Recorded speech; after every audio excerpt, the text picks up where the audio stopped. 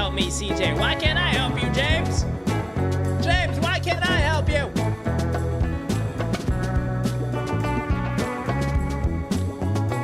I'm more than just a content creator, guys.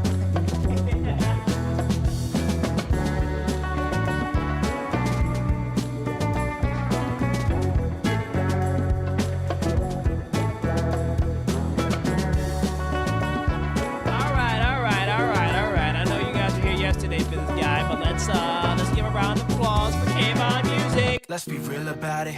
I mean, I don't really care about how you feel about it. I mean, I don't even really have a real hobby. That's not a real problem, and I still got it. I need $1 billion.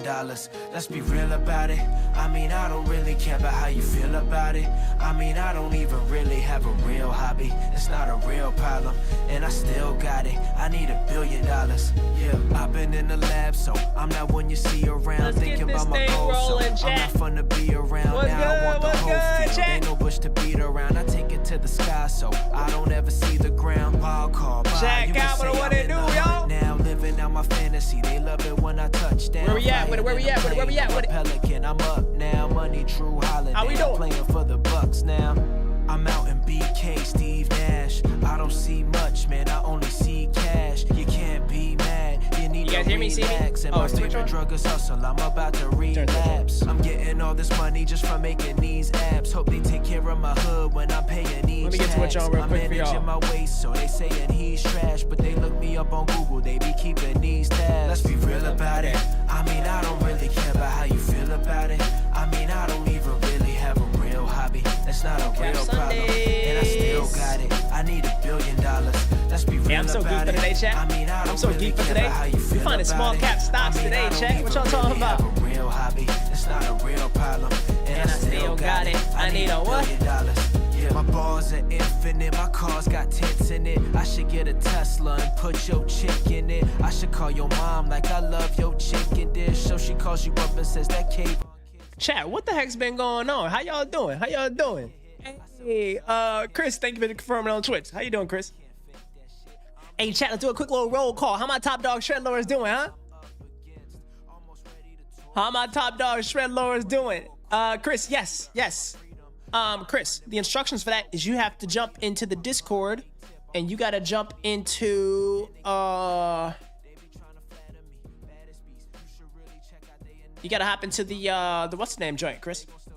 The Chat Capital Hang. I'm gonna rename that. I don't like the name of that. Let's rename it. Chat Capital Water Cooler. We're gonna call this the water cooler.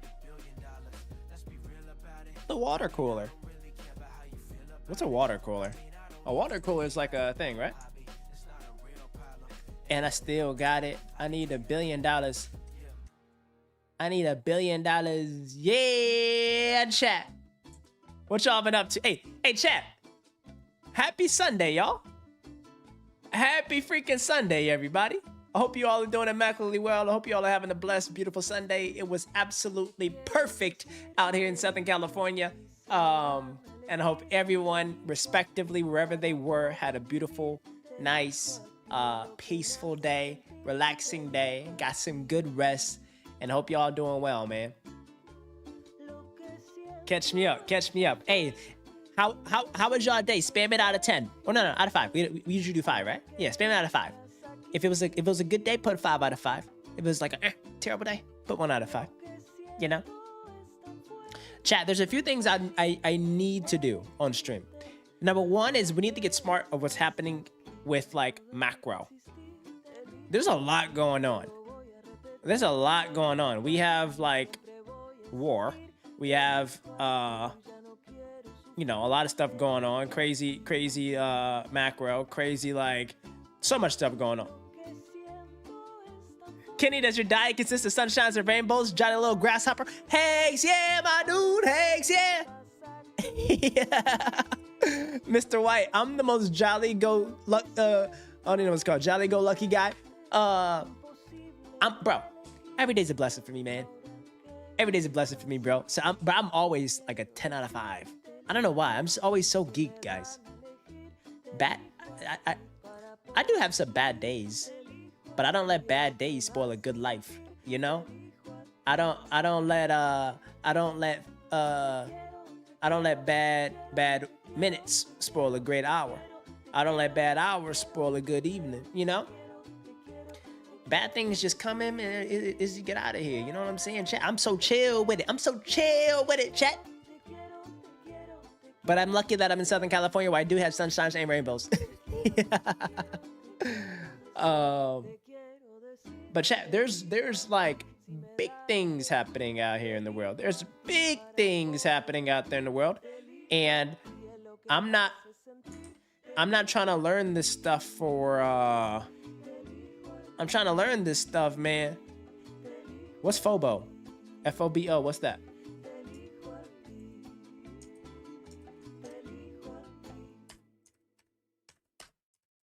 Fear of a better opinion. It's the decision-making paralysis where an individual refuses to commit to a choice, fearing that a superior alternative might appear later. Ooh.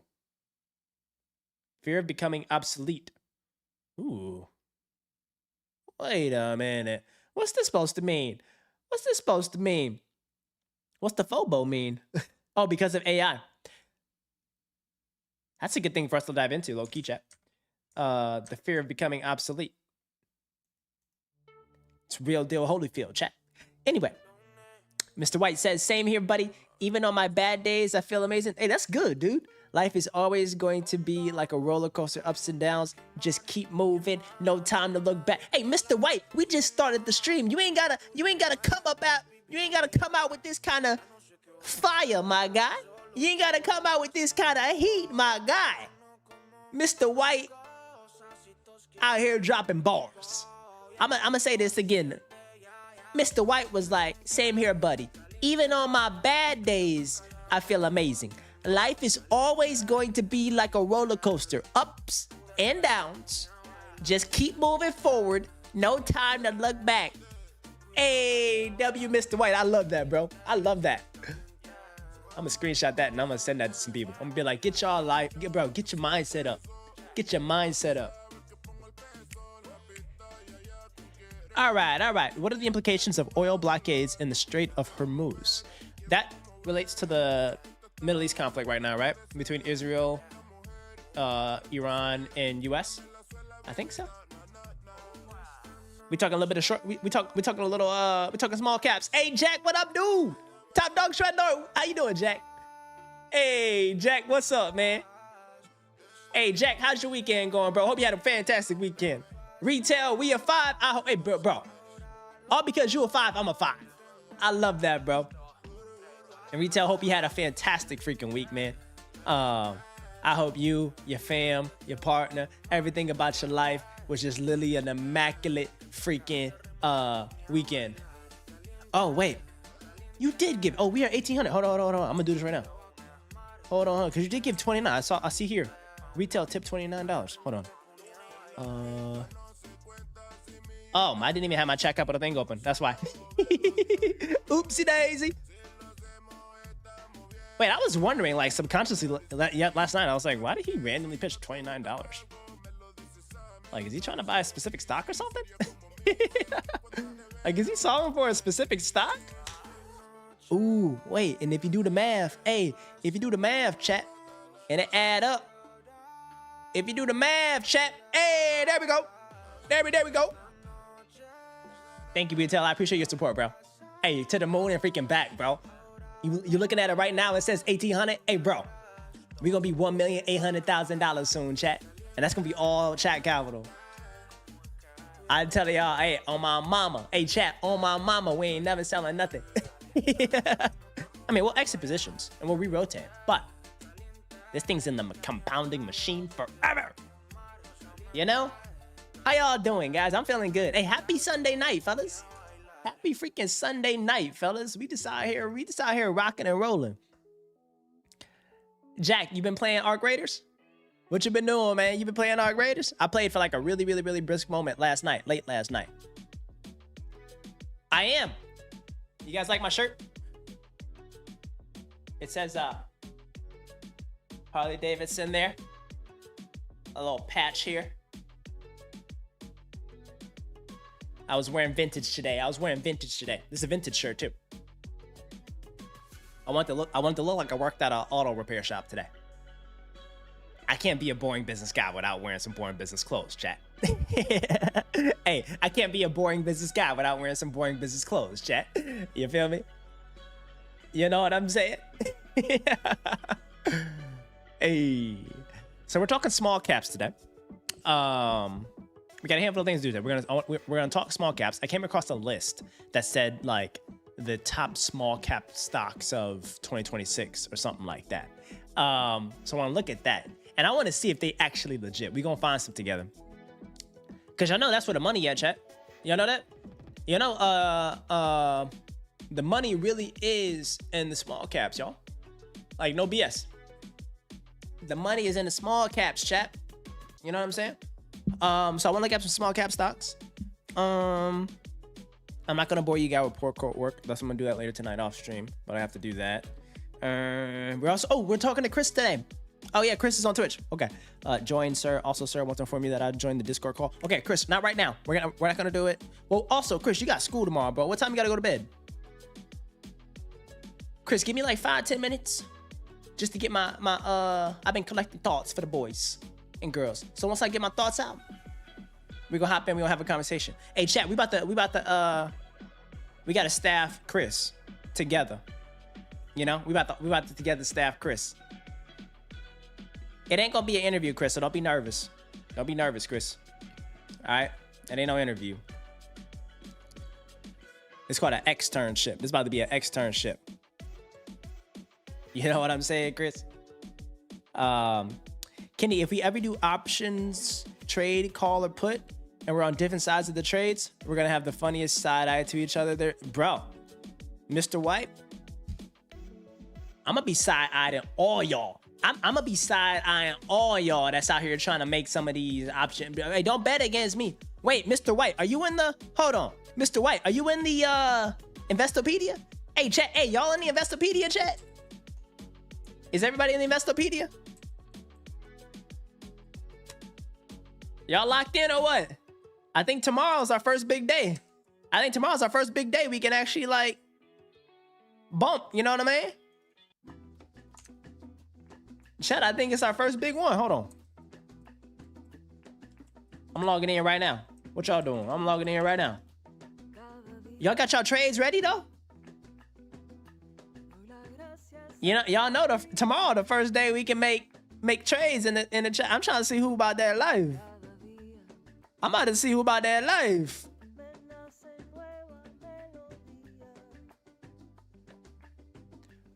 Who really? Okay, I'm logging in. I'm getting this code from Investopedia real quick. Hold on, chat.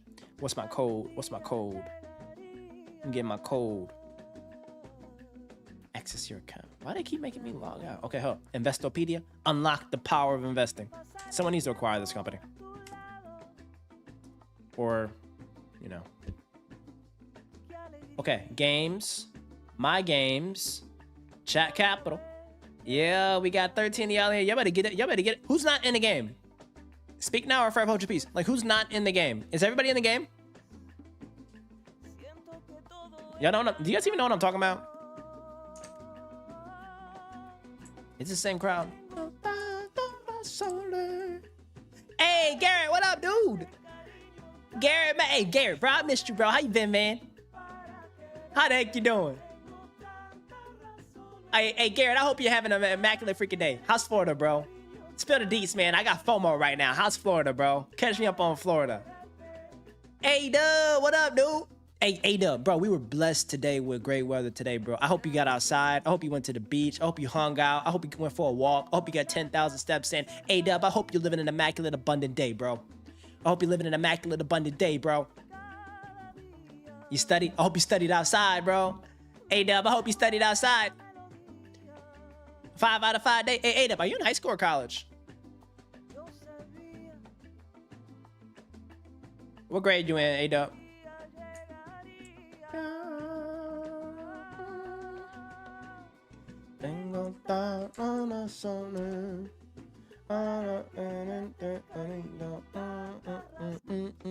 Okay, wait, y'all don't know what game I'm talking about? Weather is nice, people looking good, people driving good. What do you mean they be looking good? Oh, you brushed up the skills to go to grad school. Oh, you about to go to, you trying to do MBA program? Bro, get your MBA at Chat Capital. Bro, get your MBA at Chat Capital, bro. Chat Capital University. Hey, but that's sick though. WW. Hey, good luck, man. I'm praying and hoping that your applications go well. Your what do they call it? GMAT or GRE, whichever one you're taking. Hope you crush that. Hope your applications go well. If you need a little rec, you know, I got you. I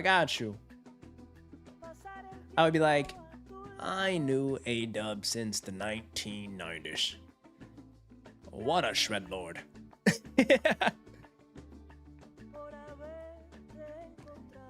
Wait, user PG? I don't know your name. Because I can't pronounce user PG7GC8K I7Q. I'ma just call you Shred Lord you know? I'ma call you user Shred Lord. So the game is this, guys. This is the game. The freaking game we're playing.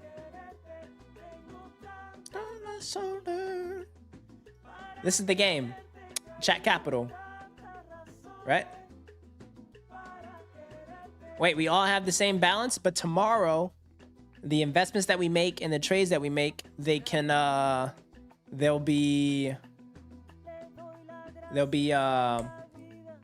reflected in here. So I'm curious who's going to win. Here's the leaderboard right now. There's no real leaderboard, but here's all the players right now. We got the Insider Trader. We got E Alberto. We got Chief Shredlord Goop King. That's me. I'm Chief Shredlord Goop King. We have 3D printed tampons. We have CJ Shredlord. We got Investor 975557. We have I need a billion. I need a billion and dollars. What are y'all saying, guys? Not your average Florida man. Who is that? Is that Garrett? Yeah, I think Garrett's our only thing. Oh, Juan Money, what up, dude? How you doing, top dog? Dude, why y'all acting brand new? Shredlord user, Juan Money, get your butts in the Chat Capital game. It's free. So you have to go to Investopedia.com, simulations, games, join game. Here, click this link. Oh, $1,000,000,001. Oh, okay. I was like, what? Y'all know I can't. English wasn't my strong suit. Shredlord you and Juan Money, click that link. And then you got to make an account. It literally takes like 5 seconds to make an account. It doesn't cost anything at all. And then when you join the game, this is how you join the game. Hold on, let me pause the music. Carolina mi amore. Carolina mi amore. Uno momento, por favor. All right. This is how you join the game. So when you make an account, you're going to have like stock, crypto, click stock. And then you do join game, but you have to search the game. And when you search the game, you have to search up manually Chat Capital. Okay. And once you search up Chat Capital, I'm the only person on this platform that got a thing called Chat Capital. Okay. And then you click go to game, or it might be a button that says join game. And from there, you'll be coasting and you'll be in. And the rules are for the next 110 or 120 days, guys, we're having just like a trading simulation. There's no money at all involved. I'm making that disclaimer. There's no money involved when you're investing. We might do a little bit of like a pool, right? I don't know. Like I think it'd be fun if we all just put like a little bit of a pool. What do? We should do what? We should like pool like what? Like put $5 or $10 into a pool or something, and whoever wins with the best returns at the end gets the pool or something like that. I don't know. Just like fantasy. That'd be fun, right? Wouldn't that be fun, guys? That'd be really freaking cool. What did I study in college? Shasha, my man. I went to University of Michigan and I studied finance at the Ross School of Business. Yeah, that's it. So I was a business major, an undergraduate with a specialty in finance. I'm pretty basic. I'm pretty boring, bro. I'm pretty boring. Shasha, are you in the competition?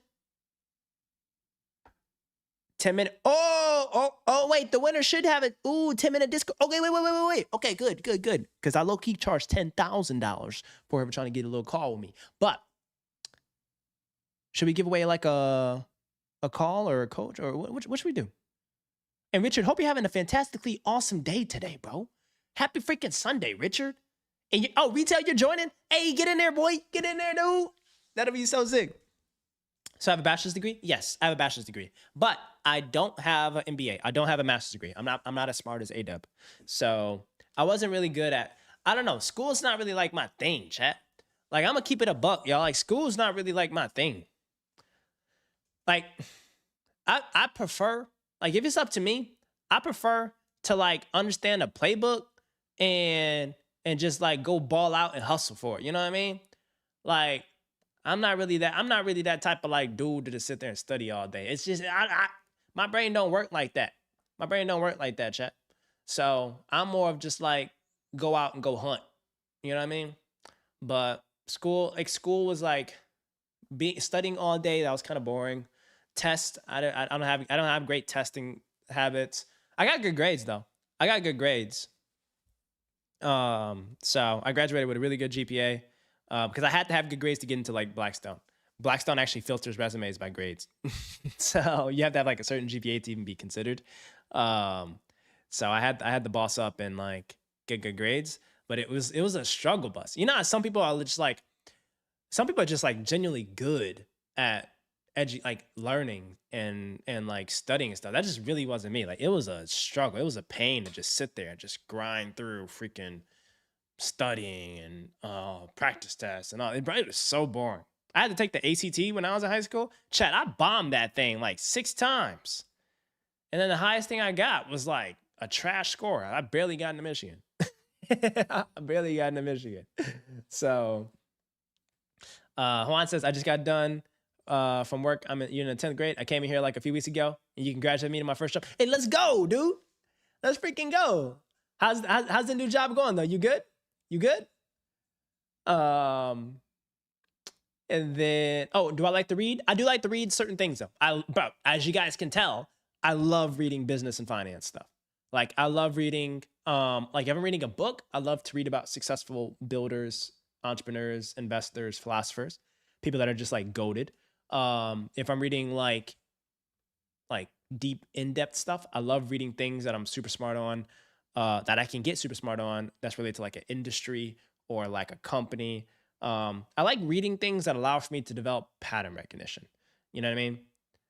Like guys, I'm not the type of person that can sit here and learn freaking trigonomics for 12 years straight. Like if I'm going to learn something, I want to be able to apply it. And I like reading the stuff that I can learn quickly and then apply it like ASAP. And that's what I can do, chat, with like this business and investing stuff. You know what I mean? So like retail, when I'm out here reading about the news, when I'm out here reading a Warren Buffett book or reading a 10K, it gives me like actionable insights that I can like compound upon and act on and just like get sharper on. You know what I mean? So I'm a little selfish with my reading, but there's gotta be a utility. You know what I'm saying? I wish I was, but I'm not the type of dude who's gonna sit here and read fantasy books just for the fiction and for the lore, you know? I need some stuff that I can tactically just lock in and do, you know? Oh, Chris, you joined the game? Good. And guys, you can spread this to anyone. Anybody can join, right? So like anybody can join, guys. So since Asian parents want you to get a degree, I would just get a bachelor's degree, then pursue my business dreams with some money saved in college, part-time jobs. Hey, Shasha, that's incredible, bro. That's incredible, bro. And look, man, hey, W parents to you, bro. If you guys have parents that are like on y'all butts about good habits, good values, good education, pursuing college, like be thankful you got that. You know, some people don't have that in the world. Some people have to rely either to, you know, family, friends, or teachers or mentors, or find it on their own merit to just get that kind of encouragement to go pursue higher education. And I'm not saying higher education is for everybody, chat. Like it's not meant for everybody. You can be uber successful without going to college. But what I will say though is like if you do have that in your life, like Shasha, tell your parents you love them, man. All right, tell your mom, tell your dad, hey, I just want to say I appreciate y'all for encouraging me to go get a good education, and I'm gonna work my butt off and I'm gonna try my best. But then also it's really okay and it's really fine, Shasha, to let them know, like, hey, but this is my life, this is my path, and I'm responsible for curating my own dreams, and I'm gonna pursue them with intentionality, with hard work. And thank you guys for blessing me with the habits of how to go get it, and I'm gonna go get it. But I'm gonna choose the lane that I want to go get it in, you know? So, you know, you do have your own life to live, and hopefully you designed and pick the path that's like something that you're passionate about, and it sounds like you like business. And business is great, bro, because it's just like all the inputs is just hustle. You know, all the inputs is just hustle on business. So, but shout out to W parents, y'all. W parents. So shout out to parents. And for the people that are in here that are parents, bro, y'all, that's W. I know Dat Bull's a parent. I think James, you have kids, right? I think James, you have kids. James, you give W dad energy, bro. Are you James? Are you dad? Right? I think I saw one chat you said about like your kids were talking about a game or something, right? Wasn't that you? Was that you or CJ? One of them. Anyways, I think yeah, okay, it was James. Yeah. Hey, W dad, James. Hey, James, I'm gonna tell you this because I don't think anybody is telling you this enough. But you're an awesome guy. You're an awesome man, and you're a fantastic dad, bro. You know what I'm saying? James, I just had, hey, I'm gonna go full screen on this chat. You know what I'm saying? Hey, look, James, you're a fantastic dad, bro. 2 girls, 1 boy. God bless you. God bless your family. God bless your kids. You're an awesome, awesome father figure to people outside of your own kids. Like, we got some young folks in here that are learning from your energy, and I just want to say we appreciate that. I don't know if he's watching the stream right now, but Dat Bull just had a kid about a month ago, right? I think it was like our earlier streams. When he hopped on, he just had a kid and he let us know, and we built him a whole playbook of how to build generational wealth for his son. So W Dat Bull, I'm hoping and praying that him and his wife and his newborn son are doing incredibly well and they're being very, very healthy. And I'm hoping that he's starting his contributions to his kid's investment fund because the kid's got 18 years of compounding to do, right? Like that's awesome, y'all. And if y'all want to know like my dream, of course, is to build this whole company and this content stuff and get super big. But outside of that, I'm gonna be out there doing my survival stuff in Bali. Richard knows about that. But also just like my main goal in life, I just want to be a great dad, y'all. You know what I'm saying? Like keeping it for real. I just want to be like a great dad. So that's like my ultimate dream. And for me, I feel like that's like a core purpose thing is like, I just want to be a great person for a family to look up to that understands good values, that understands hard work, that can recognize like solid passion and get after something. But also just, I just got that DNA in me, man, where I just want to be able to provide, protect, lead with a strong vision, and set good values within my last name, man. So don't let this finance stuff fool y'all. It's like finance is cool, money is cool and everything, but like family of course is everything, you know? Family is everything, chat. Anyway, I started yapping. You guys started freaking giving me a bunch of stuff to talk about because you guys are all freaking awesome. But Hawaiian Money is good like that. You're bilingual, so it feels like you're taking everyone's orders. You're bilingual? Y'all bilingual? What'd you speak? You speak English and what?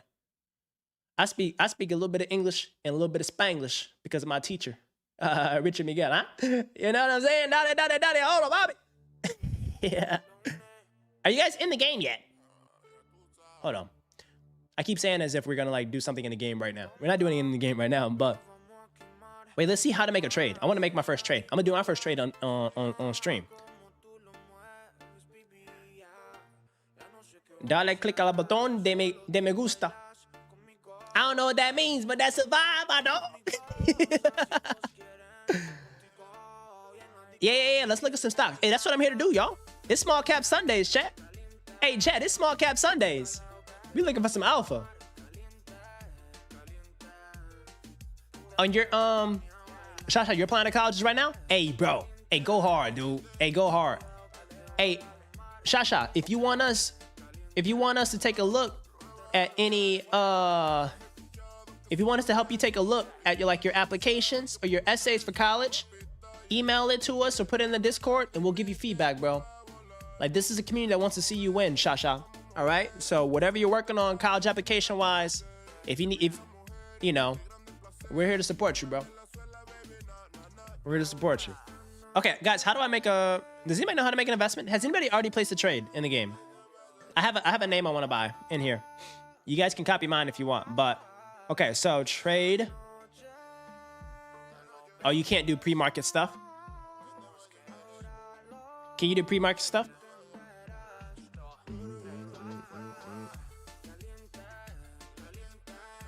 Oh, you got accepted to colleges already? Hey, slow down, Shred Lord. You low-key good, man. You low-key good. All right, so for my first trade, I want to buy...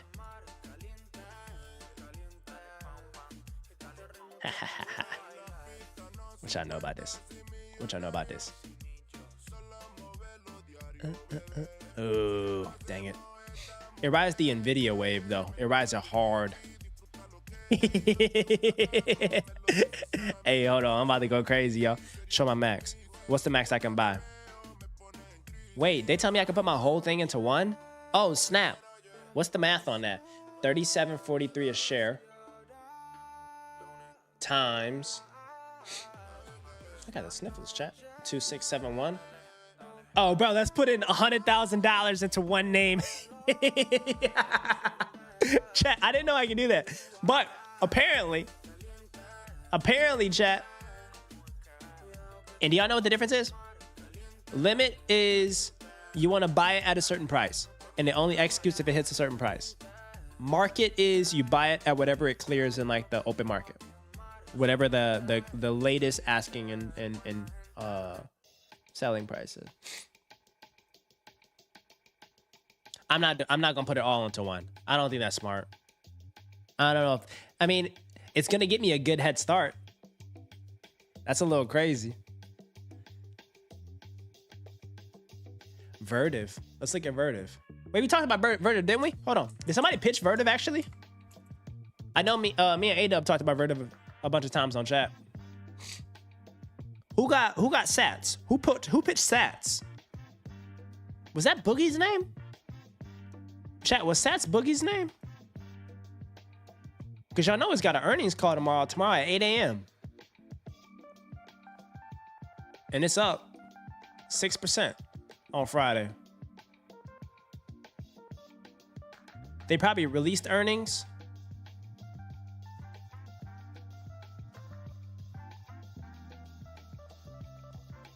Oh, wait, they haven't released it yet. But, oh, it's running up pre-earnings. Do y'all know what this does? So EchoStar, they do the satellites.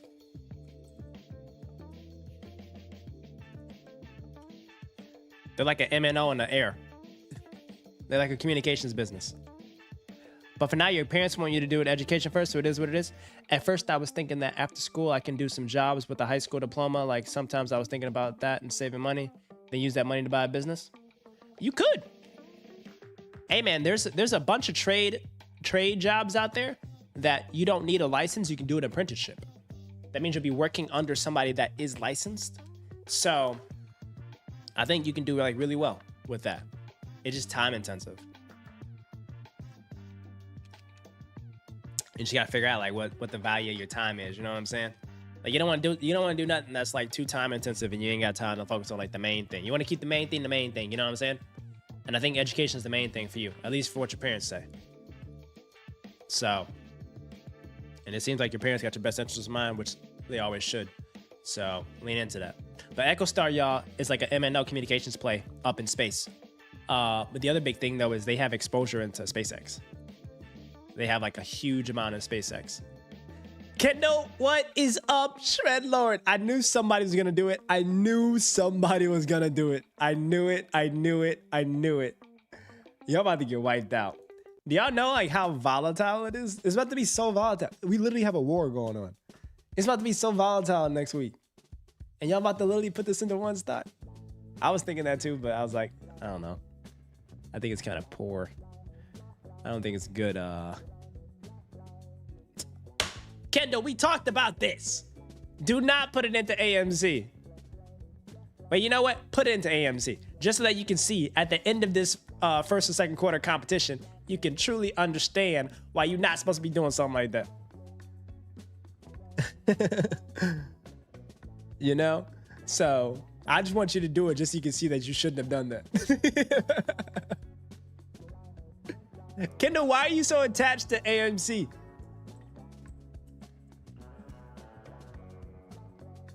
$600 million business. Low key though. Is there a catalyst coming up? When does earnings come out? AMC.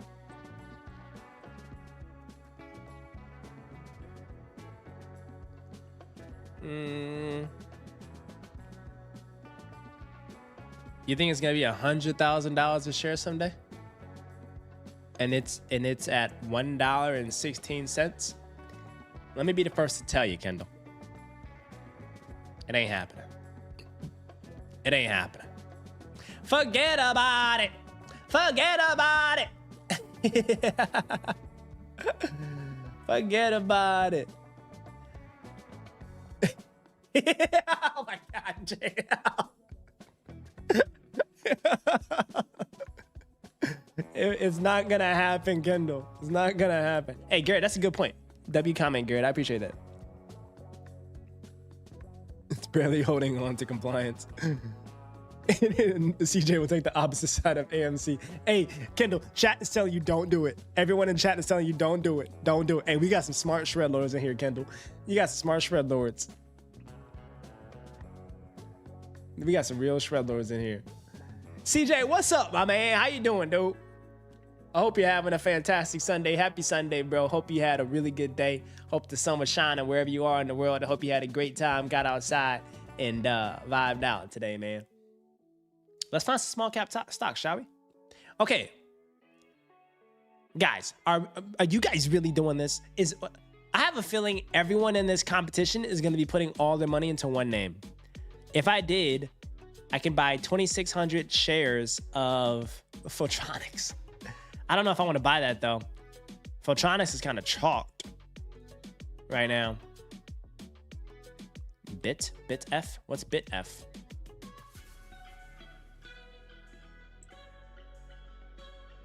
Bitfarms? Is this a Bitcoin thing? Hey, Dub, it sounds like a Bitcoin thing.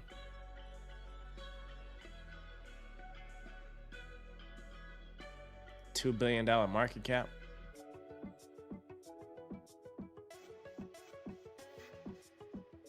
The company is removing its legal base to the US and rebranding its Kill infrastructure. Crypto miners? Wait, pull up that chart, Benno. Here you go, James. Here's the AMC chart. Wolf? What are you guys spamming your favorite small caps? WULF. What's UL? What's the thesis with this one though? Okay, let's go one by one. A-Dub, what's the thesis with this one? This one does the crypto mining? Like wait, okay. Hold on. Explain to me the business model of this business.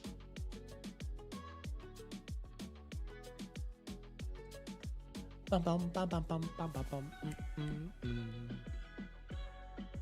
Bitfarms is a global digital infrastructure company that is currently undergoing a major strategic pivot from a pure play Bitcoin miner to a high performance computing HPC and AI infrastructure business. Ooh. Ooh. This might be some good goop. This might be some good goop. Hold on. They're all probably trying to pivot, right? They're all trying to likely pivot, right? Okay, so the core business model and operations, this one has operated as a vertically integrated Bitcoin mining company. We don't like those. But the vertical integration, they own and operate its entire supply chain, including data center design, electrical engineering, and in-house maintenance and repair shops.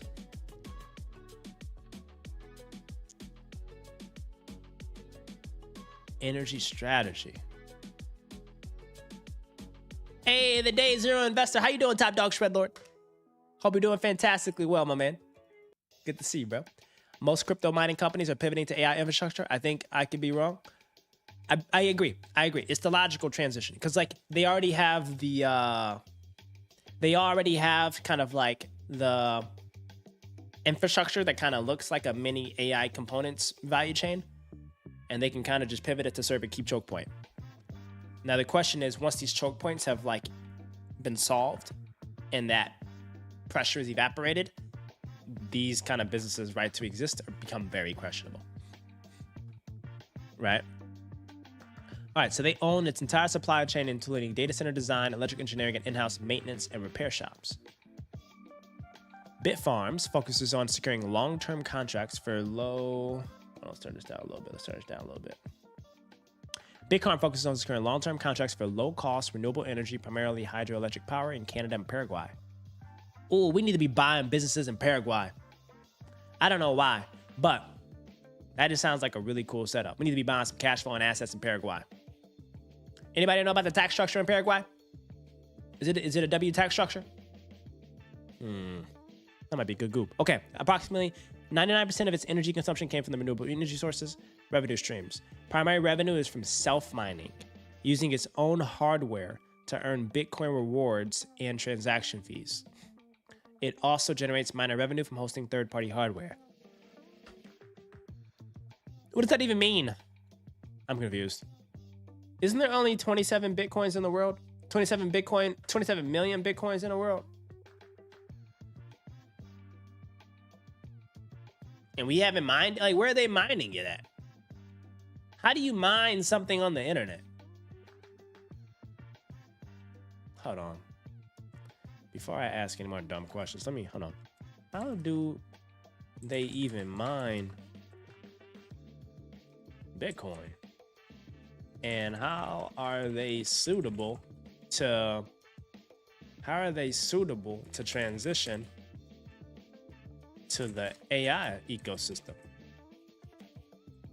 Doesn't seem like a core competency.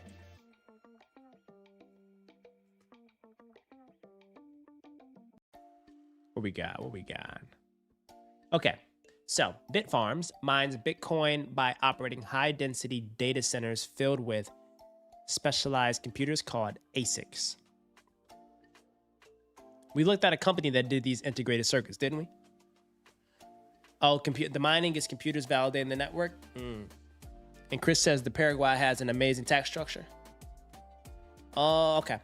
That makes sense.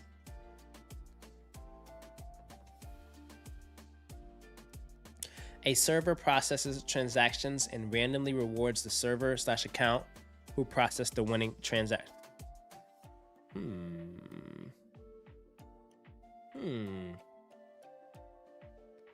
Okay.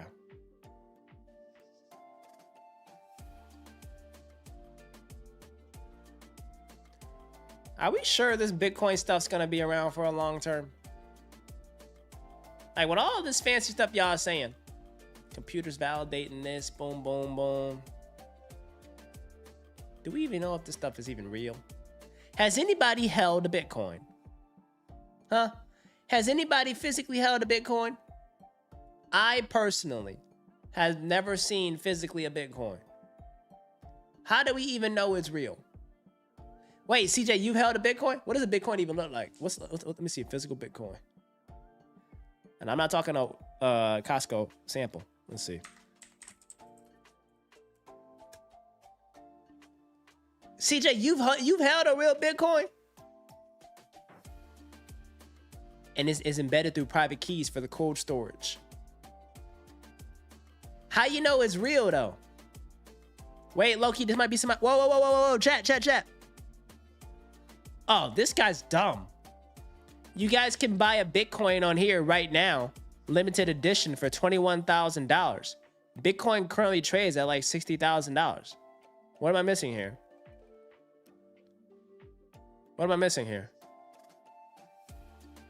And you can buy it on Klarna. Hey, I'm about to buy now, pay. Hey, chat, I'm about to buy now, pay later, buy me a Bitcoin. Hey, chat, I'm about to buy now, pay later a Bitcoin and flip that joint.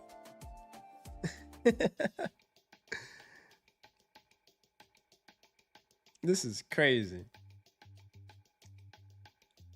Oh, your dad's a business owner in South Africa? Hey, W Shasha. That's really good though. I mean, it's less about the money you make, but it's about like the experience, man.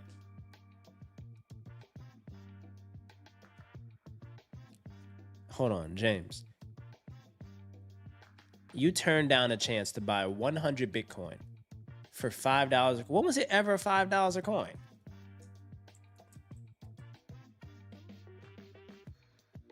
Bitcoin. Oh, guys, is this even real? Is this even real? Dude, James, that's straight cap. Because I ain't never seen it anywhere near. You mean, 5K? Wait, 5K or $5? I understand if it's 5K. I had a chance at it at 40 cents. What are y'all talking about? What? That sound like straight cap. Now, this Kid Roby, these sound like scams. These sound like scams. Wait, when did Bitcoin start? How come it don't show me the historical price? Why?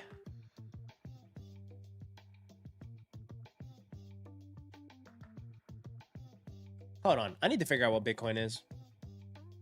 I need to figure out what Bitcoin is. Let's do a quick YouTube video.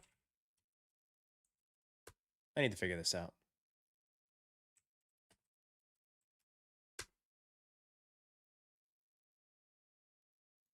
Let's figure this out. What if this year you were able to skills you need? Hey, look at this. Free beginning trading classes. Absolute scams. Absolute scams. All right, here we go, chat. Hey, and this is 11 years ago. What if you watched this 11 years ago? We should watch this one from Zlatolo.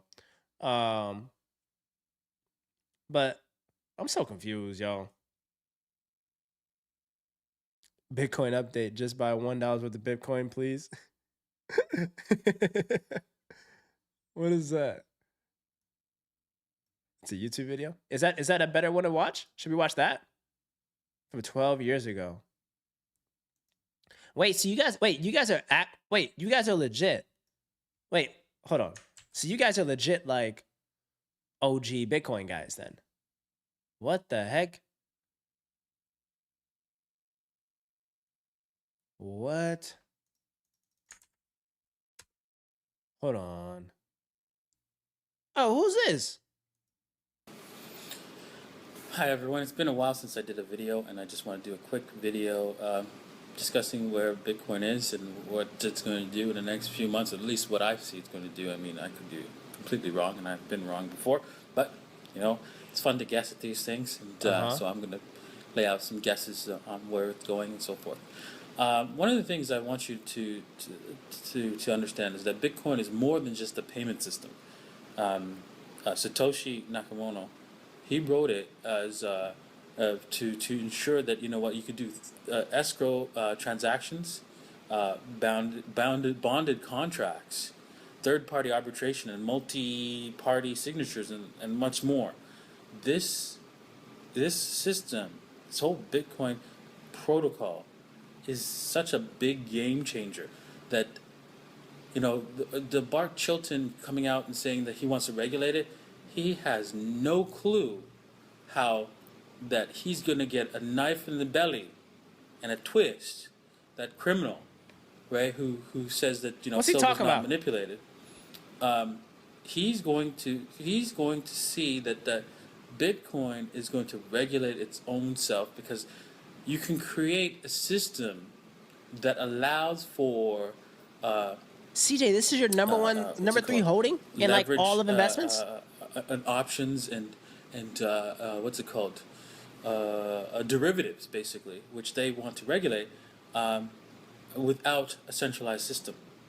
And these are the amazing things Free network that the finance. Bitcoin protocol provides. History of Silk Road. That you're not aware of. So right now, most people are talking about is like, hey, you can buy drugs with it. You can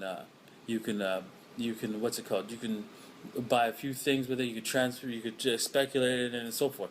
But no. This system is bigger than you really can perceive right now. Oh. It's basically like perceiving the internet to where it is today back in 1992. You can't perceive what the internet would provide. Garrett, how? Right? Back in 1992. I had no... Hey, what y'all mean by that? What y'all mean by like the criminals in the dark web? You think wait, guys. Hold on. You think the dark web is still like using Bitcoin? Who's Arthur Hayes? Actually? What? And they use Bitcoin to like transact? What the heck? You Like can that zip- like that deserves like a full-on global monetary policy like crackdown, doesn't it? They use Monero? Oh my god. That's sad. existing in 1992. I don't So, condone anything on the dark web, y'all. That's not clearly, this is how big, and I'm trying to explain that this is how big Bitcoins is going to be. It also, right, if it catches on in a big way, right, all those features, right, Really? have already been laid down in the very beginning. Satoshi thought of all these things, right, for finances.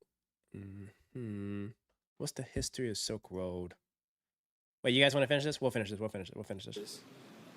And I don't know how, but he's laid it all down inside the What Bitcoin is so? protocol. Wait, you talking about the? Well, so that it's possible. what do you mean by like the Silk Road? Y'all talking about the thing in China? Y'all talking about the thing in China? This man has $100 million. Arthur Hayes. Y'all talking about the old Silk, like the Silk Road in China, or y'all talking about What? I'm so confused. Y'all confusing me. Possible once it gets big enough. But he loaded up on Wow. Bitcoin 12 years ago, right? This system has to remain free and open. I'm going to move my life in that direction, ensuring that Bitcoins does not get co-opted by the Rothschilds and the Rockefellers and so forth, because it is. Hey, I ain't gonna hold y'all up though. He do be sounding like one of them uncles where you at Thanksgiving and that uncle be like, "Hey, you know y'all gotta buy some stocks, right? We gotta start having ownership in the black community, you know? Boom." And I preach it too. I preach it too. I do the exact same stuff. I'm that uncle now. I just put it in a more fun way. But he definitely gives that energy where it's like, you know, he pull up Thanksgiving. He's so serious. He's like, you know. But I will say though, this is the kind of conviction. This is the kind of conviction you need to have outsized returns and outcomes. You know what I mean? Like I probably think like the general consensus in the market of Bitcoin is complex, Bitcoin is dark, and Bitcoin seems scary, you know? And then there's like 10% of you all that are like, no, this is the future of it. And you all aren't pricing accurately the full potential and TAM of this asset class. And he just did that before all of us, apparently. And now I assume this guy absolutely crushed it. This guy probably absolutely crushed it. Imagine knowing exactly when to buy. This is where you lose me. What is this? Come on, what is this? Wait, is this his page or is this not his page? Who's Da Vinci Jerame? Is this him? Wait, now I'm so confused. Someone's trying to sell me a course. Huh? Okay, guys. Come on, guys. Are we serious, guys? Are we serious, guys? Come on. Really?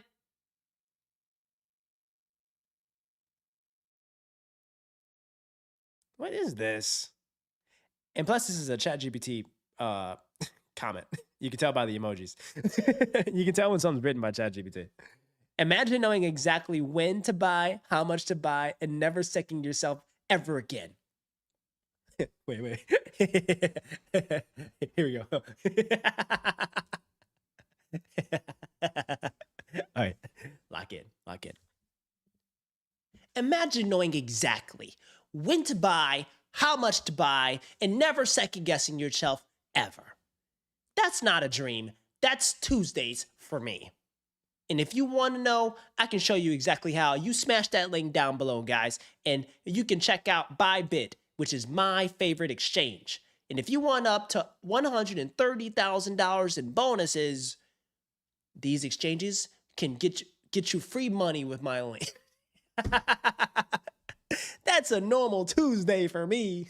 All right, Richard, I'm not watching no more of this video. This guy trying to sell me some bull crap. He's trying to sell me some bull crap, bro. Tap in. Open claw, tap in. That's funny. And that's how these folks be out here, y'all. Y'all gotta be careful, man. But okay, all right. All I'm saying is, wait, what am I reading? Okay, read what? Read what? A $20 purchase in 2009 could have yielded over 20,000 Bitcoin. Wait, what? A $20 purchase in 2009 could have yielded over 20,000 Bitcoin, making it worth over $1.4 billion. $20 into $1.4 billion? What the freaking heck? Are we serious? Okay, hold on. Okay, let's go to, what do you want me to look up? Arthur Hayes?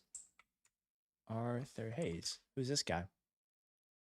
Is this another black crypto guy? Why are all these crypto guys? There's more black crypto guys than there are black regular personal finance guys. Oh, he's from Detroit. Oh, snap. My man. It's a banker. Let's hear this guy's story. Co-founder and former CEO of crypto exchange BitMEX. Hayes was reported as being the youngest African-American crypto billionaire in history. I was probably at the peak. But still, nonetheless, he probably crushed it, bro. Wait, hold on. Whoa. In 2022, Hayes pled guilty to a United States Bank Secrecy Act violation and was sentenced to 6 months of home detention, 2 years of probation, and a $10 million fine, but was later pardoned by Donald Trump. What the heck? Oh my goodness. I don't know. What is it? What did he do? Oh, he was at Deutsche Bank and Citigroup. He was a trader. He began working as a Delta One trader. I heard that was a crazy team. Okay, he co-founded crypto exchange BitMEX in 2024 at 28 years of age with Ben Dello and Sam Reed. It became one of the largest virtual currency derivatives exchanges. Did it get bought out by Coinbase? Let's see. Your Fed no longer has a bid on treasury bonds and is now the largest buyer of the very debt they create.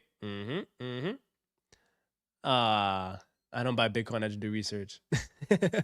Bitcoin hit 120,000, so the peak that 20 was worth over 2. A-Dub, you had a chance to do this? You didn't do it? A-Dub.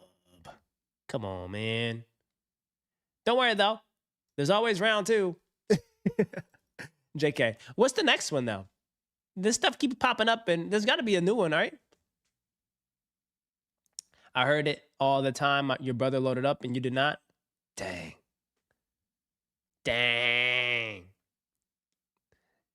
He called me and I passed. Dang. Hey, y'all. Hey, hold up, man. Hold up. But you bought in at $12,000, though. You made at least 6x, right? What is it priced at? It's at 600,000? Where is it at? You were living in Vegas at the time? It is betting. It is betting. Wait, guys, should we do this? Let's buy Bitcoin. Let's buy this. Oops. Oh, wait. Let's make an offer. Let's make an offer. I'm willing to make an offer for $15,000 using Klarna. You did not believe the first few years? James, I still don't believe. I'm so confused by it, bros. Like, I just really don't get it. Like, it's like, guys, I can understand business models like left and right. I just don't understand the business model of Bitcoin. You know what I think it is? I'll show you exactly what it is. I think it is honestly because I got scarred when I heard them speak on this. Yeah. This is why. I saw this. Well, like I saw this chat for real. I'm so dead serious. I saw this and I was like, if they're not doing it, I'm not doing it. Like that's what I said. well, I shouldn't answer any questions on the subject, but I will. There's Hey, let's just pause and reflect that these are the greatest investors of our lifetime. And they were like best friends, chill dudes. They ate C's candy, Diet Coke, McDonald's. They didn't wear freaking crazy flashy. They wore some expensive suits, but they weren't out here just doing all this crazy stuff. They're not out here buying Lamborghini Uruses left and right, bro. They just loved businesses. They loved investing, and they were just cool dudes that just loved the game, and like they were just like buddies. And it was crazy, like they were alive both together at the same time, running Berkshire Hathaway. R.I.P. Charlie Munger, y'all. W. Charlie Munger in the chat. But well, I shouldn't answer any questions on the subject, but I will. There's all kinds of people watching this that are long Bitcoin, and there's nobody that's short, and nobody wants their windpipe stepped on. I don't blame them. I don't like people who step on my windpipe. But I would say this, that if the people in this room owned all of the farmland in the United States, and you offered me a 1% interest in it, and you said for a 1% interest in all the farmland in the United States, pay our group. Well, let's see, 10 trillion. Pay us this bargain price, $25 billion. I'll write you a check this afternoon. $25 billion. Now I own 1% of the farmland. If you tell me you own 1% of the apartment houses in the United States, and you offer me a 1% interest, so I'll have a 1% interest in all the apartment houses in the country, and you want whatever it may be for it, then call it another $25 billion or something. I'll write you a check. It's very simple. Now, if you told me you owned all of the Bitcoin in the world and you offered it to me for $25, I wouldn't take it, because what would I do with it? I have to sell it back to you one way or another. I mean, maybe I have the same people, but it isn't going to do anything. The apartments are going to produce rental, and the farms are going to produce food. And if I've got all the Bitcoin, I'm back where whatever his name was, who may or may not have existed, was 15 years ago. If I've got it all, he could create a mystery about it. But everybody knows what I'm like. I mean, so if I'm trying to get rid of it, people will say, well, why should I buy some Bitcoin from you? I mean, why don't you call it Buffett coin? Make your own or something. What? Do something. But I'm not going to give you anything for it.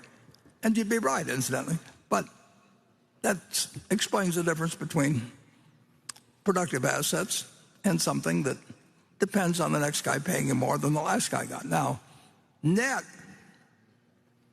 if you look at it, a lot of commissions have been paid, and there's all kinds of frictional costs that are very real that somebody has paid to a bunch of people who facilitate this game. Mm-hmm. But whatever one group of the public has taken out, or one group of owners, has come in from other people. I mean, other people have entered the room and they move money around, but James, you're so right. No money has. CJ, there's no more money in the room. It just changed hands. I'm still confused. With a lot of maybe fraud and costs involved, and a whole bunch of things. You lose. You forget the numbers or forget the equation. You can do that with a lot of things. I mean, it's been done throughout history. Certain things have value that don't produce something tangible. I mean, you can say a great painting, probably will have some value 500 years from now. May not, but the odds are pretty good that if it was a big enough name at some point, there will be a few things. I mean, you can find something. if somebody wants to sell you a pyramid or something and you can charge the viewers, or it'll be around a long time and won't produce anything. But people will find it interesting to go there because I read about the pyramids. But basically, assets to have value, they have to deliver something to somebody, and there's only one currency that's acceptable in the United States. I mean, you can come up with all kinds of things. We can put up Berkshire coins, or we can put up Berkshire money or anything like that. But we get in trouble, I guess, if we call it money. James, what? But in the end, this is money, and there's no reason in the world why I'm gonna hack their codes. the United States government, whose currency people prefer, there's just under 2.3 trillion just of these little pieces of paper floating around some places, 7,000 for every man, woman, and child in the United States. And of course, most of them probably aren't in the United States. Who knows? But this is the only thing that's money. And What did El Salvador do? anybody that thinks the United States is going to change to where they let Berkshire money replace theirs, is out of their mind. I mean, so anyway, with those few deficiencies, you can, whether it goes up or down in the next year or 5 years, 10 years, I don't know. Bitcoin. But the one thing I'm pretty sure of is that it doesn't multiply, it doesn't produce anything. You know what's funny? I think we're gonna finish this, but I think I think it's this video or a different video. Warren Buffett gave this whole 6-minute, speech, and I think Charlie Munger says like 5 words, and it's the most powerful 5 words he'll ever say about cryptocurrency. It's got a magic to it, and people have attached magics to lots of things. I mean, the gold on Wall Street, create magic. We are not an insurance company; we're a tech company. Well, they're an insurance company, but a dozen people or so have raised a lot of money. They just say, just don't pay any attention to the fact that we sell insurance.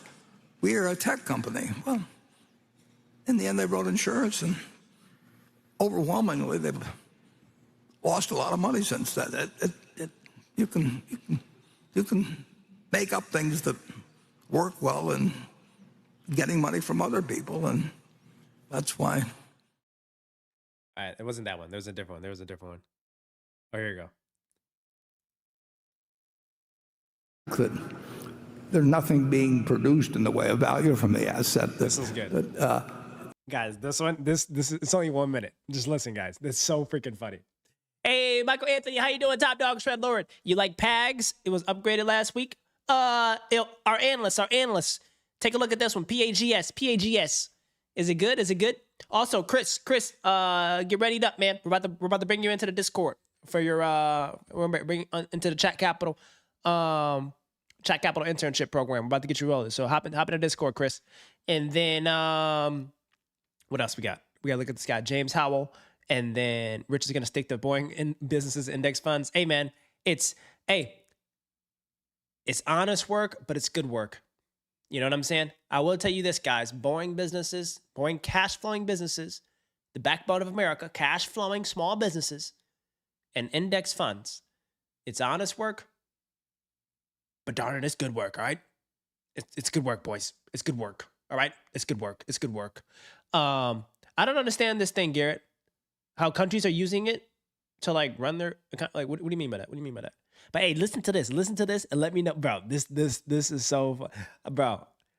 Every year, because I get so much FOMO, chat. I have friends that have done the same things that you guys have done. They've left their entire jobs to dedicate towards crypto. One of them his name is Jonathan. He's in our Discord. He raised his own multi-million-dollar crypto fund to invest in like the crypto names and all the other stuff. I don't know what he does. We have another one that raised $100 million crypto fund. He's all in on crypto, y'all, right? People are all in on crypto. And it's just like I get FOMO. But when I get FOMO, chat, I watch this. And it calms my nerves to not spend another time or second thinking about crypto and I get back to my core competencies, and that's my boring businesses, and that's my publicly listed stocks, bro. That's my publicly listed stocks, bro. that there's nothing being produced in the way of value from the asset that you And also. guys, this is nothing against, I'm not anti-crypto. I'm crypto avoidant. All right. Girls ask me what my attachment style is all the time. Oh, Kenny Finance. It's like, what's your love language? What's your attachment style? I'm like, I tell them I'm avoidant to things that don't cash flow. That's what I tell the girls I date. And when it comes to people asking me my opinion on cryptocurrencies, I tell them very simply, I'm not a crypto hater. I'm not a crypto fan. I'm not anti-crypto. I don't think it's a scam. I think it is trying to do something to decentralize the access to currencies and dollars globally, and I think it does have merit. But it's just not my core competency, and it's my time is in intellect is better applied to where I know ball. You know what I mean? So I'm sticking to this. I'm sticking to this. that there's nothing being produced in the way of value from the asset that you also have the problem that it draws in a lot of charlatans and that sort of thing. CJ, how who I are do trying that? to create various sorts of exchanges or whatever it may be. It's something where people who are of less than stellar character see an opportunity to clip people who are trying to get rich because their neighbor's getting rich buying this stuff that neither one of them understands. It will come to a bad ending. Charlie? Well, I like cryptocurrencies a lot less than you do. And so, to me, it's just dementia. And I think the people who are professional traders that go into trading cryptocurrencies, it's just disgusting. It's like somebody else is trading turds and you decide I can't be left out.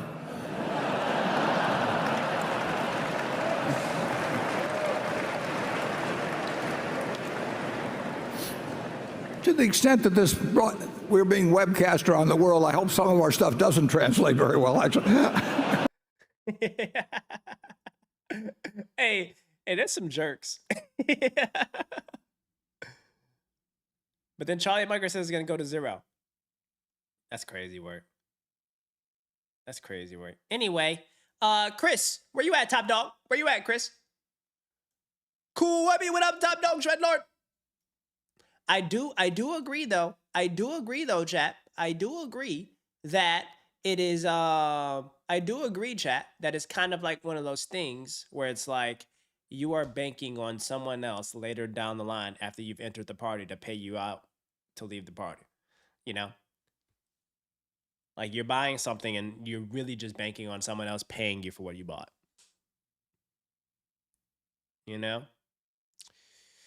Okay, so we got to talk to Chris. Chris has been in this call for 1 hour. Chris, my man. Hey, Kingster. Hey, my man. What's up, Chris? What's up, dude? How you doing, man? You're not gonna be able to see me on Discord. You're not gonna be able to see me on Discord. You have to see me on stream because I don't think my camera can go to both. Got it. Yeah. Both things. But what's up, dude? How you living, man? Okay. You look so young. I keep forgetting you're such a young bull. Pretty good, sir. Yeah. I mean, yeah. Junior in high school. Okay. Wait. So tell us a bit. We all know that you're accomplished. You're a hard worker. You do competitions all the time. You're vibe coding things on the side. You were one of our early adopters to the stream. Tell us a bit about your life, man, and your dreams and your goals. Of course, sir. Yeah. I mean, And you're so respectful. at first I want to work in investment banking. Got it. And also, there's a bit of a delay, sir. So just to let you know. Oh, y'all see a delay? Oh, wait, are you listening to me on Discord or you listen to me on YouTube? You're probably listening to me on YouTube. In YouTube. Oh, listen to me on Discord. You can hear me also on Discord. That's where you won't hear no delay on that. Oh, okay. Yeah, I'll pause on YouTube. Yeah. Smash that like button first. Go ahead. Hello? Okay, got it, sir. Yeah. Yeah, I mean, my name's Chris. I came from India. Currently, I'm a junior in high school in Las Vegas. Essentially, I'm passionate about finance and essentially business building. At first, I was very much interested in investment banking. Then I truly found my passion in private equity because I truly believe that, cash flowing businesses are like the true like strength of America, and that could be very advantageous to me. Why is that? Why do you like well, first of Private all, equity. how'd you come up with this? Like it's not that normal for high schoolers to even know what cash flowing businesses Yeah, are. yeah. I mean, at first, for me, it all started when I watched Suits for the first time. I know it's about lawyers, but there was one episode where they had investment bankers in, and I was really captivated into what they did. And then I got into IB and learned a bit about that with M&As and consulting and everything with my freshman year in high school. And then like sophomore year, freshman year I did my first competition, and I placed state for that.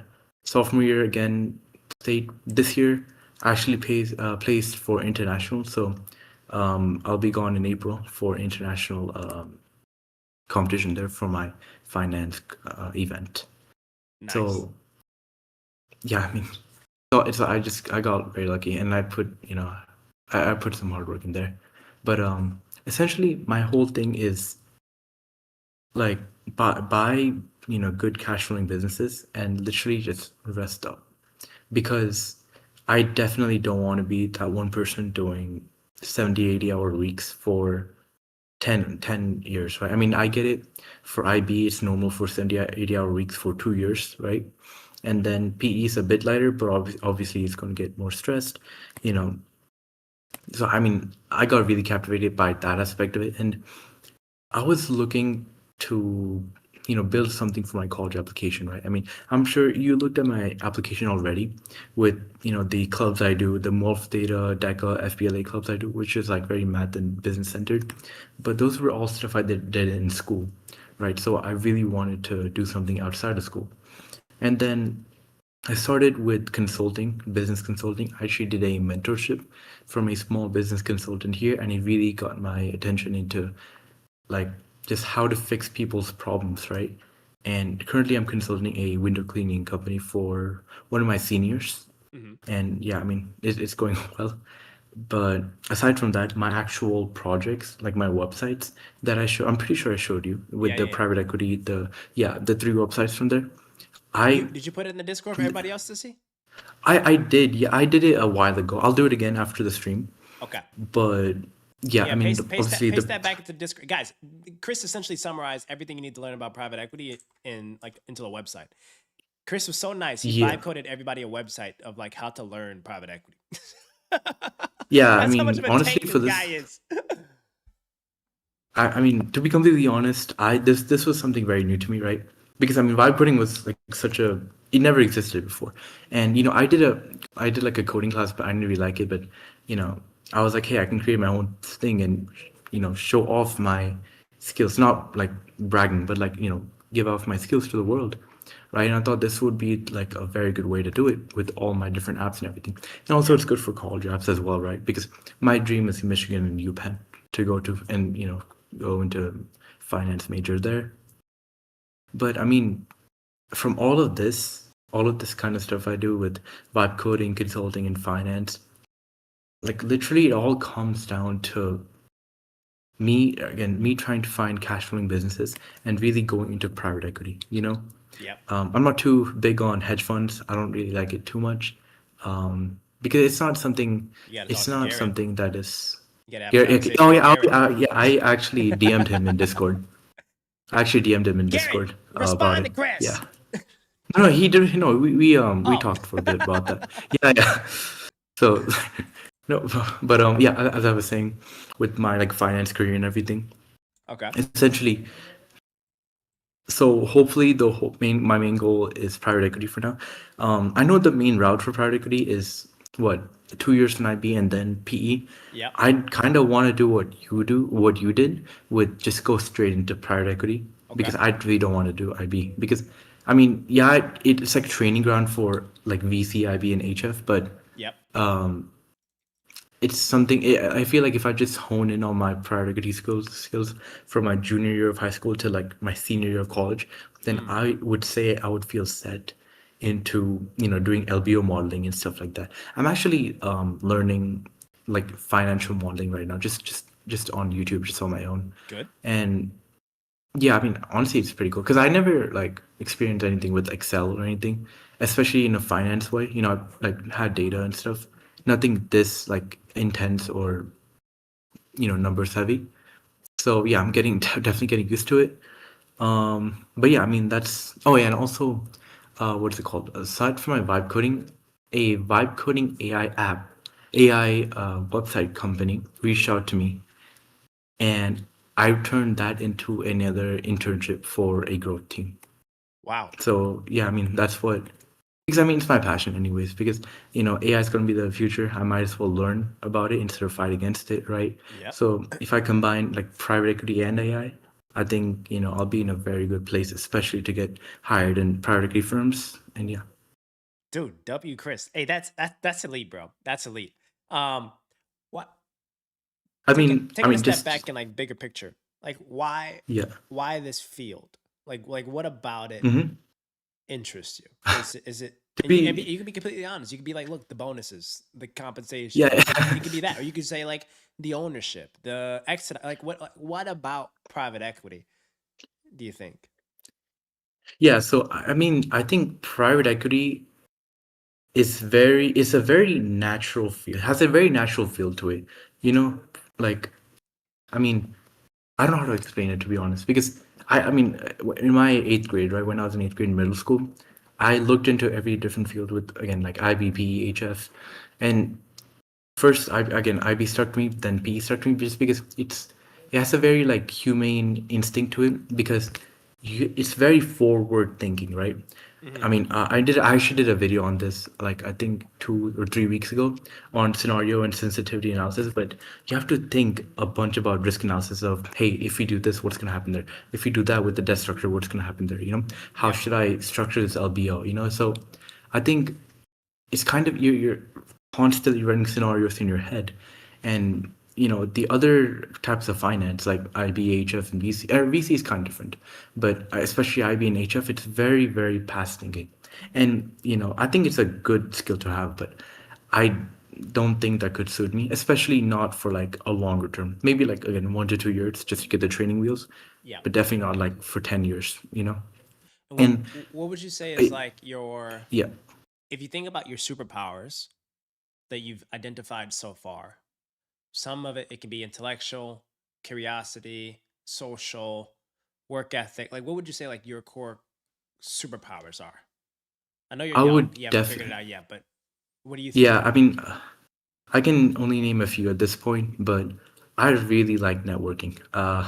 Yeah, in fact, actually, in my competition, right, we had a networking event, and I literally, I'm not bragging. I mean, I'm not trying to brag. I'm just saying what I did, but I literally networked with at least 500 people and got like 61, 63, 62 numbers. And I gave out my number like hundreds of times, and just because I want to network with them and actually, there's a saying out there, or not saying, but like I heard this a couple of times, but you never know when you're gonna meet someone in the corner part of the room, and they're gonna meet you, they're gonna lead you someone else and someone else and someone else, right? So I mean that sorry, it's pretty cold in Las Vegas right here, so I have a pretty bad cough, but I think that's what in total that's what kind of led me to private equity. I mean, I wouldn't have met your videos without going into IB first, Yeah. so I guess that's how it all turned out. But again, I mean, most likely isn't going to change for my interest, but it might even, right? I mean, like I really like PE right now, but you never know if I maybe even like VC stuff. And by the way, Kenny, sir, like I'm saying all this stuff right now, and I'm doing this internship, that internship, this project, and whatever. Like, I mean, my friends themselves, they do so many other stuff with like nonprofits and stuff like that. And it's just I think it's mainly like the surrounding that I networked with and became friends with that kind of inspired me. You got a network of shred lords? You got a Yeah, good circle of shred lords? I mean, I meet in YouTube every day. It's called Kenny Finance YouTube channel, but yeah. I mean, we do got a lot of shred lords here. Yeah. Okay. All right, Chris.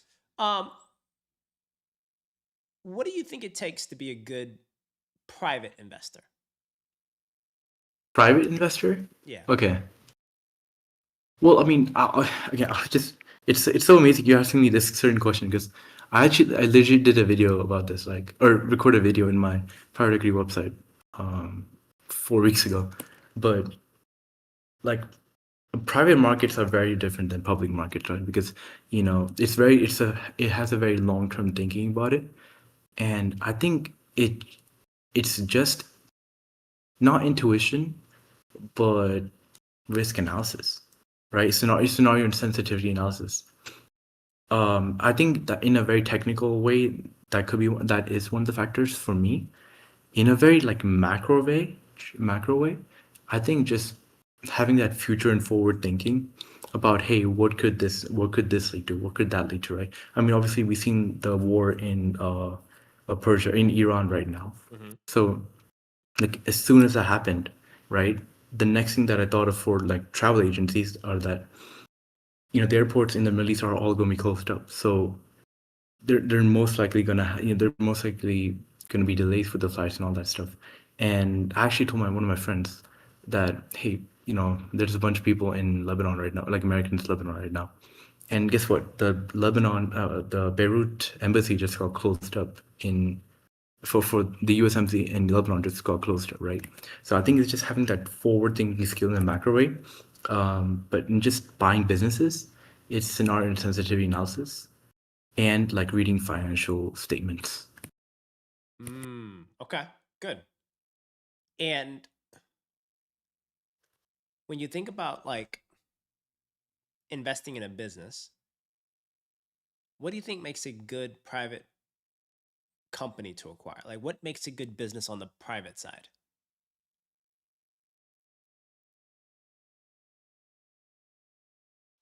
I really like recurring cash flows.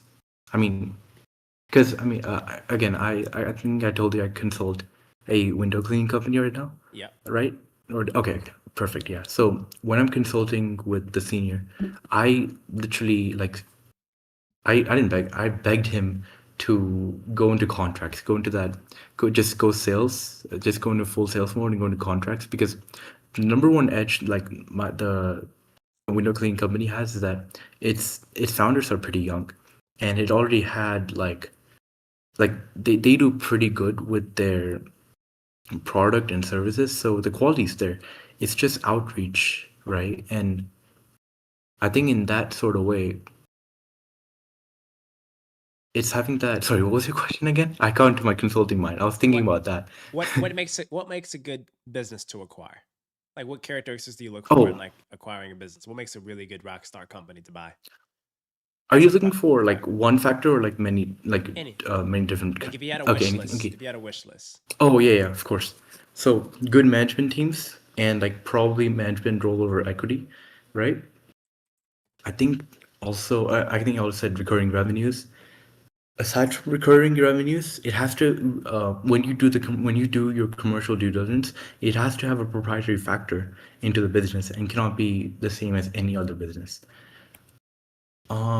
What else? Obviously, low debt to acquire the business, and the management has to be supportive of the acquisition of like the private equity acquisition. Like you as in the private equity investor, and you acquired the company. Because I mean, if the management's bitter and they're like the actual like ground working people, then obviously they're not gonna have any incentive because, hey, our company got screwed up, or I'm pretty sure you already know this, but private equity has a very bad like image with normal hardworking Americans, right? Like if you look at the cases of Red Lobster, right? I mean, I investigated Red Lobster's case, and like I even I would be mad too, because they're literally renting on their own land that they owned like a few years ago, and it's like, stuff like that makes people mad. But I think, like I said before, I think just having good management, less debt, recurring revenues, contracts for businesses, Mm-hmm. and good management, this proprietariness Yeah. on how we can better, and also operational levers, right? Because if the business is already perfect, like obviously no business is perfect, but in a way, if it is, then what are you as a private equity investor going to do with it if you can't make it better? Like obviously there are companies out there, or there are investors out there that are just going to buy a business with the cash flows, roll down the debt in the LBO model, and then obviously they're going to be debt free and just going to be positive cash flows coming in. But they didn't do any value creation, right? It's almost like Georgism. I'm sure. Do you know what Georgism is? Mm-mm. Georgism was like a late 1800s tax proposal by Henry George, in which he proposed that we should have one single tax, and that tax should essentially be on properties, or like land properties that don't have any creation to it. For example, let's just say you buy a piece of land that has nothing in it, right? Yep. And obviously land value increases because demand increases for the area, and you sell it off. Essentially, you should have a very high amount of taxes when you sell it off, because you didn't do anything with it, right? It's just like arbitrage, because you didn't have any risk, you didn't do anything with it, and just sold off, right? So it what was it called? I mean, yeah, that's the way I was going with it. You have to have a way of making things better. Maybe maybe you saw the company has very bad debt structure, or maybe you saw the company and it didn't have as much marketing outreach, right? That's a very common thing for a bunch of restaurants in Las Vegas, actually. But there are a bunch of hidden gems out here, but they don't do any marketing with their top items and their high marginalized items with their coupons, and so they don't really get any audience to work with, right? Mm-hmm. So yeah, I mean that's my final point. How I can make the business better, because I mean there's no We call point of that in just private equity value creation. It's like how can yeah, you operational levers, yeah, unlock value within a business. Okay, good. exactly, yeah, All right, Chris. So you're looking for an internship. yeah. It seems like you and your friends are tossing around this term internships like freaking after school pickup basketball games. Anyway. Yeah. I mean, it's only me at this point, yeah. So within the Kenny Finance Enterprises, of course, there's the content side. Yeah. I don't know if you're interested. I don't think you're interested in the content side. Then we have the no, public yeah. market. We have so there's the content. Then there's Chat Capital, and then there's Dreamline, and then within Dreamline we have our private market portfolio. We're buying cash flowing small private businesses, and then with the cash flow from those private businesses, we're buying public companies.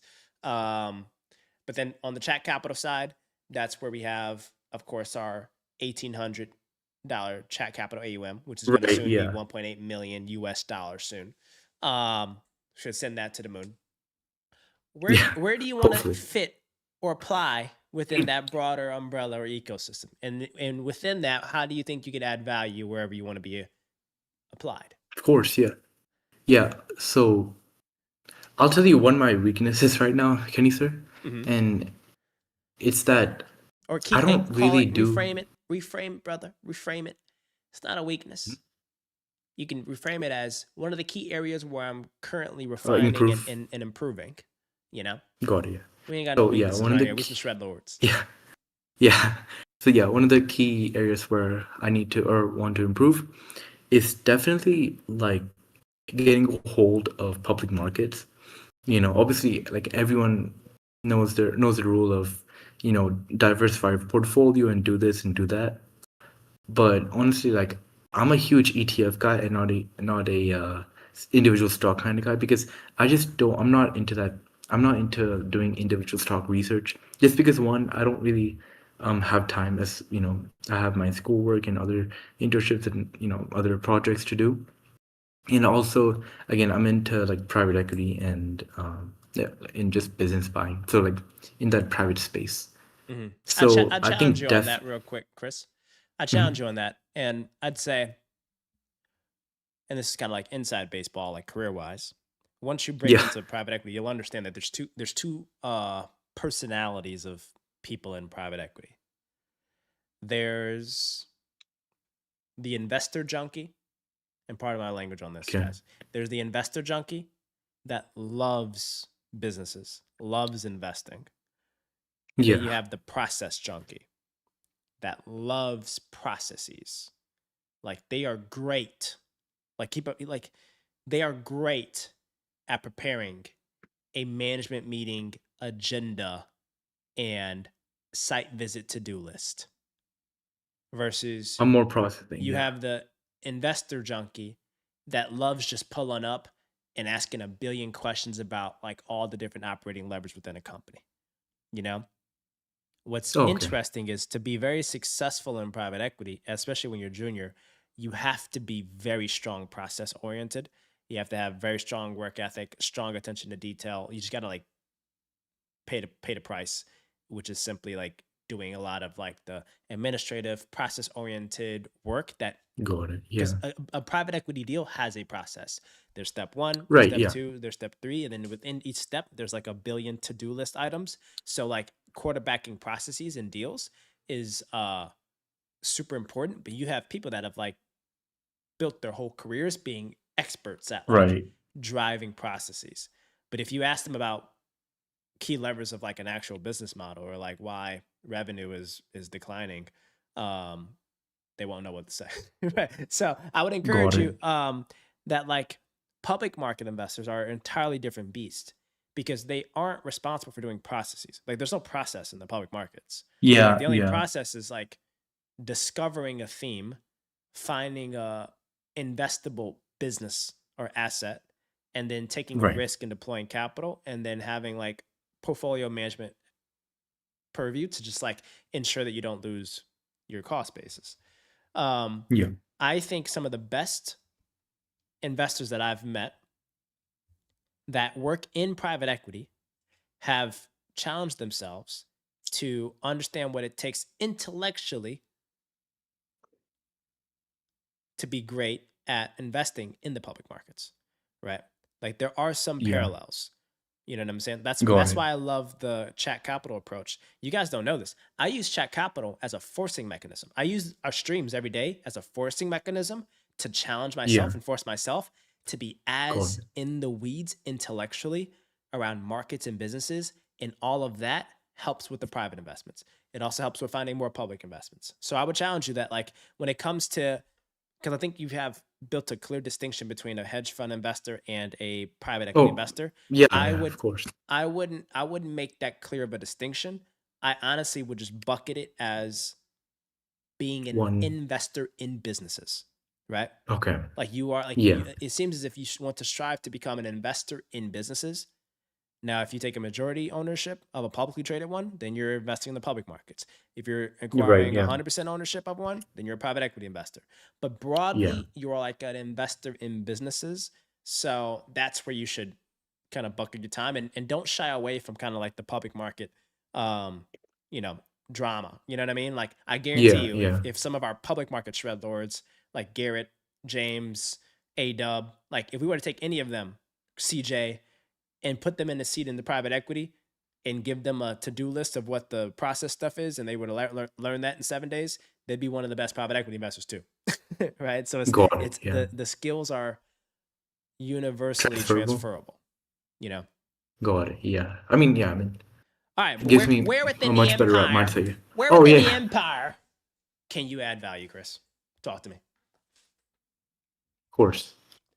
So right now, I think the main way I can add value Besides playing is Monopoly, James wants to play Monopoly. You think you could beat James at Monopoly? what? That is the final case I'm study. not.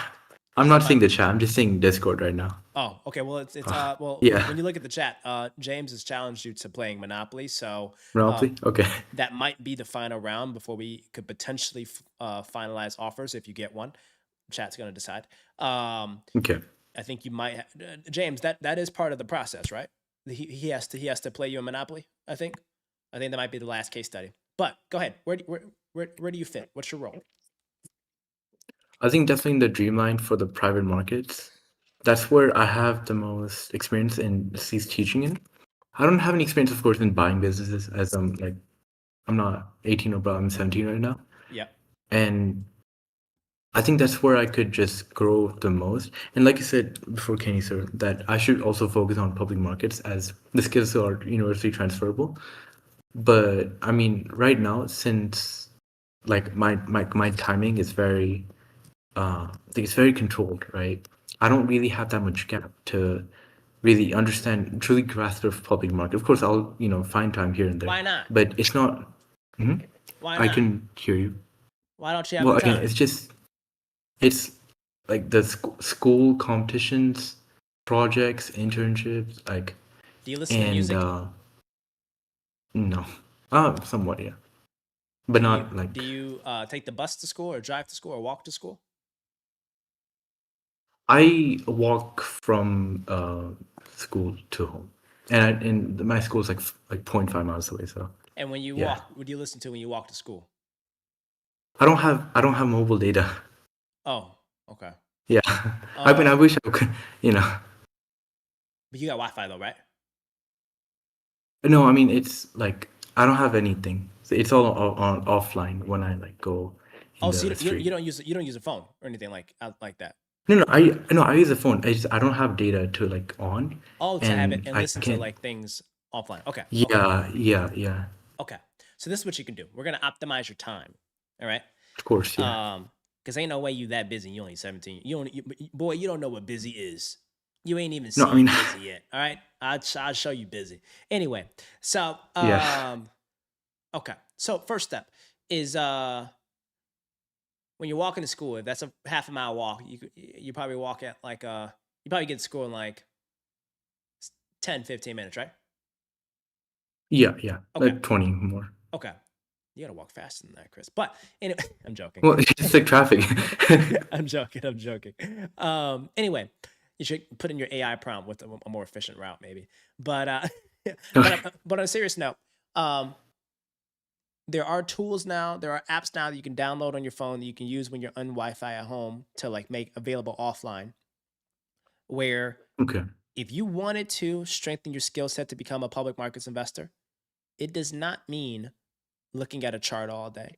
It does not mean looking at CNBC headlines all day. If you want to become an incredible long-term public market investor and private market investor, you could simply read a 10K every day you walk to work or walk to school. Every time you walk into school, like you're walking and you're just like flipping through reading a 10K, and you're reading only like 3 key sections: the business overview, the key risk, the MD&A, and then looking at the financials. And you're just building that pattern recognition of like understanding what our business is doing. And if you do that over 365 days, you'll get a pretty good grasp of like interesting and less interesting businesses, interesting and less interesting financial statements of your companies. That's the first thing. The other thing is you can challenge yourself to structure it to where like every month or every week, there's like a theme.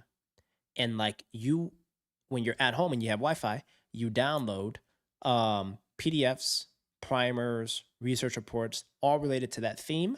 And you're walking and consuming information on those themes. Case in point, it just started March 1st.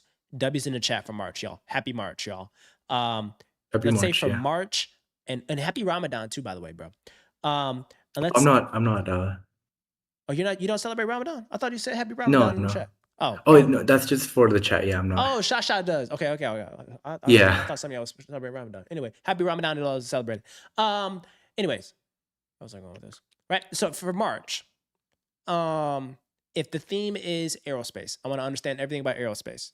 What I'm going to do is I'm going to like ask ChatGPT or Gemini, Give me a 30-day intellectual plan of what I can do for 10 to 15 minutes per day to consume primers, research reports, investor presentations, 10Ks every day that would allow for me to get up to speed in the next 30 days on this particular asset class in industry, so that by the time March 31st comes, I am knowledgeable and I should know how to invest and deploy capital in this space, whether it is a public or a private business, right?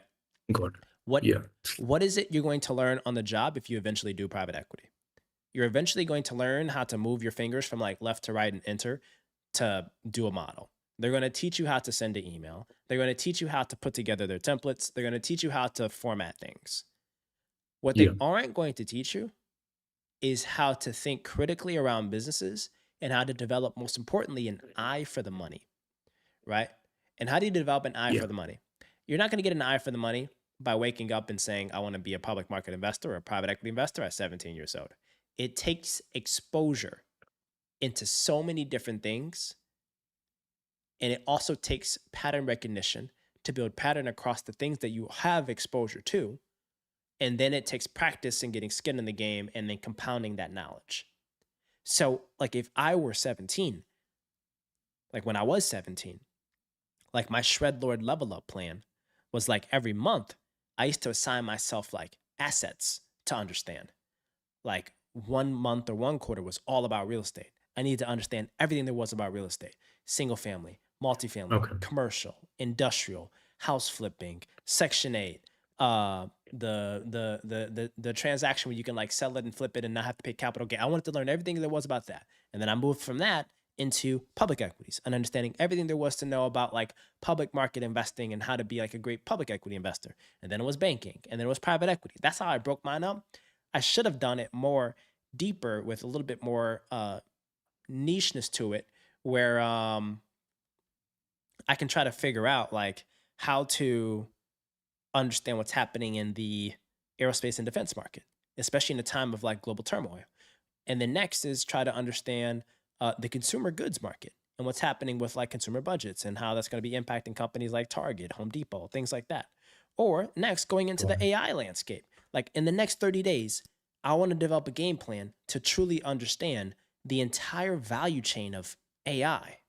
And I want to understand, why are certain pieces of that value chain ripping and some aren't, right? Like, why is memory so Right, yeah. important right now? Or why is optics so, like, what does this even mean? And like trying to build that pattern recognition.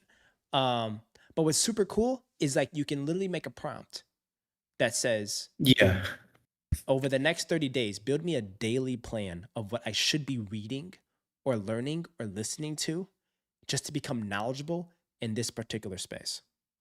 Because when it comes time for you to actually having real interviews, like when we put you in front of some real cool folks, like we're going to get Boogie in here one day, but when we put you in front of real folks, they're going to want to interview you. It's going to be like, they're going to want to hear about like what your sauce. You know what I mean? They want to What hear I'm about prepared what to kind hear. of, they're going to want to hear about your sauce. They're going to hear about your perspectives. They're going to hear about like what your view on the world is.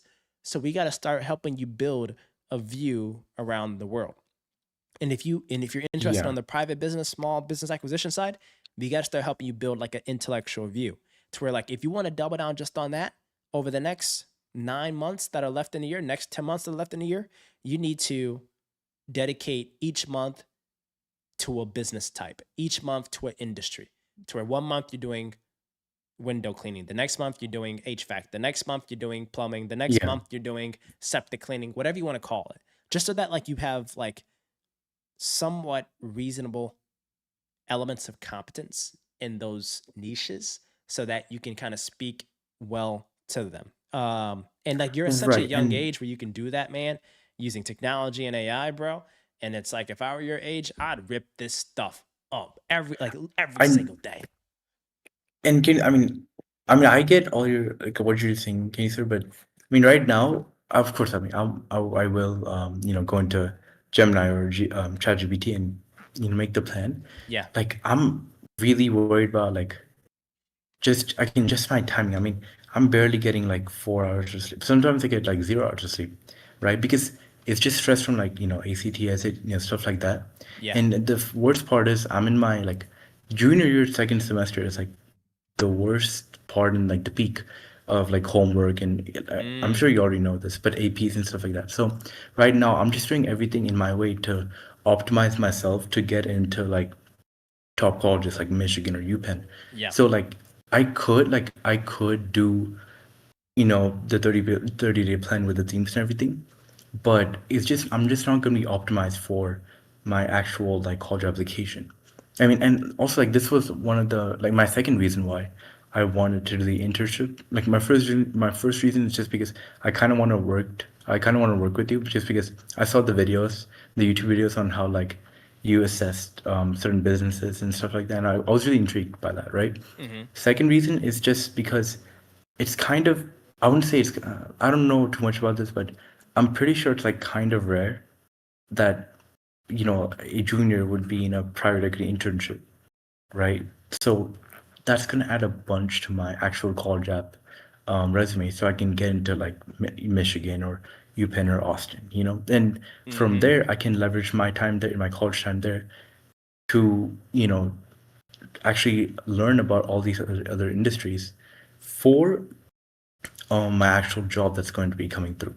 Because I mean, right now, like I said, everyone's just going peak on college apps, right? So I think my whole priority right now is obviously do private equity, but private equity should, like my private equity websites or my internship should be catered to my like whole college journey. Because again, I'm sure you already know this, but like target schools are very, very important in finance, right? I mean, of course you can get into IB or B with a non-target school, but it's going to be like exponentially harder, right? So that's my like main focus to get into finance right now. I mean, I definitely don't want to like diss off your points and everything, but I'm just trying to be realistic with my schedule and my time with your, and that's like that's the only reason. That's the only thing that I want to Do say. you do time blocking, Chris?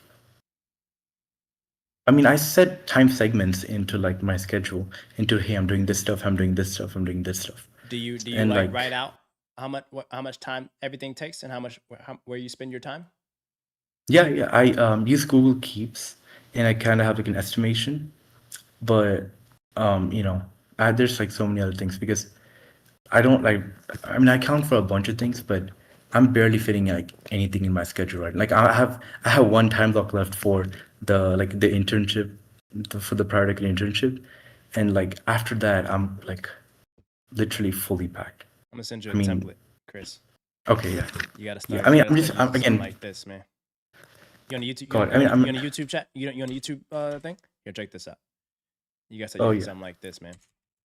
Again, I mean, definitely not trying to like, not do what you told me to do, You're sir. just trying to not But do work, Chris. That's what it no, sounds like. no. What it No, sounds no, like no, to no. me is you don't want to do the work. No. I'm kidding. I'm just trying to be realistic with my schedule and be just totally truthful Nah, in that's real. like what I can do and not. Yeah. But you need to have something like this. I call it the beast mode schedule. This is how I keep myself accountable every day. I didn't get the link, sir. Oh, I send you the link later. This is my personal link. I can Okay. give you a new link. Oh, okay. But this Yeah. is this is where I track every 15 minutes of my time. Right? Got it. Yeah. To build a holding company, to try to make YouTube videos, to stream, and to invest public markets, and to be present in my family's life. It takes a lot. So I gotta. This is if without this, I'm trying. Yeah. Right. So you Got gotta it. measure every 15 minutes. But then here's the key. Here's the cheat code.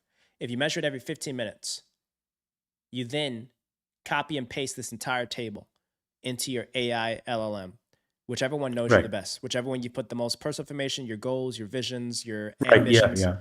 You paste this into it, and you tell it, you prompt it to say, I want you to act as if you are Frank Slootman. Frank Slootman. He's the old CEO of Who's Snowflake. okay? FrankSlootman. Got it. CEO Yeah. of Snowflake. Absolute dog in terms of just like Got it. amping it up, making the impossible possible, executing as a CEO and a business leader, and unlocking potential with the tenacity and ambition and pace, right? Got it. Yeah. and to tell the AI to act as if they're Frank Slootman and give you areas and opportunities where you can amp it up based on where your long-term goals are. And it'll measure Got every it, yeah. 15 minutes of your time, and it'll give you suggestions around where you can reallocate, where you can double down, bad habits you can stop doing, and better habits you can improve, right? It is very, very, very annoying to do this. You don't do it every 15 minutes. Like every 6 hours, you just like Right, yeah. log, like, oh, I did streaming for 2 hours or 3 hours, right? Little things like that. But if you do Yeah. this, it will drastically transform how you approach time management. You know what I mean? Okay. So I highly, Yeah. and this goes for everybody in the chat too. If you guys are just like trying to get to Elon Musk style with like project management and time management, do something like this. It'll change the game for you. But I say that, Chris, because you're a busy person. You're a busy person, right? Yeah. Yeah, a lot of things going on. I think your number one priority right now should be getting the best GPA and grades you can, because that's just fundamental. Yeah. While also Yeah. getting experiences that are tailored and relevant to the story and the narrative that you're crafting for your college applications, right? Yeah. So that's what I say is like kind of like critical and important. And you're looking for like an internship with Dreamline Chat Capital style. Yeah. Dreamline and yeah. Okay. And it seems as if like what you do have capacity for, I'll tell you what, on the private equity side, like if you wanted to go like jump into the private equity seat for Dreamline, you don't have time for that. Yeah, Got it. it's great exposure, right? We can like we can teach you anything you want to learn, but like doing it on a day-to-day, it's extremely time intensive, Chris. Just Right. in a just sorry to disrupt, sir, but just in a long-term thinking way, is there any way I can do something like that in the summer? In the summer? Oh yeah, that's normally when people do it. Like normally they do it during summer internships. Yeah. But the thing is, like private equity isn't something like you're not private equity isn't something that you can like side quest. You know, you can do like you can side quest certain things. Oh yeah, yeah. Like private equity is like an It's ongoing. it's an all encompassing endeavor. Yeah. Like it's it unfortunately is a career path that just like eats up a lot of your time. So like guys, like it's like within my time, like Dreamline and like closing this deal probably eats up 95% of my time. And then the remaining 5% is like gym, food, family, streams. Right? Got it. Yeah. So it's like you got to understand that like it's you can sign up for it. You can try to do some work. It'll sound really, really great. It'll sound great on your resume for the applications and everything.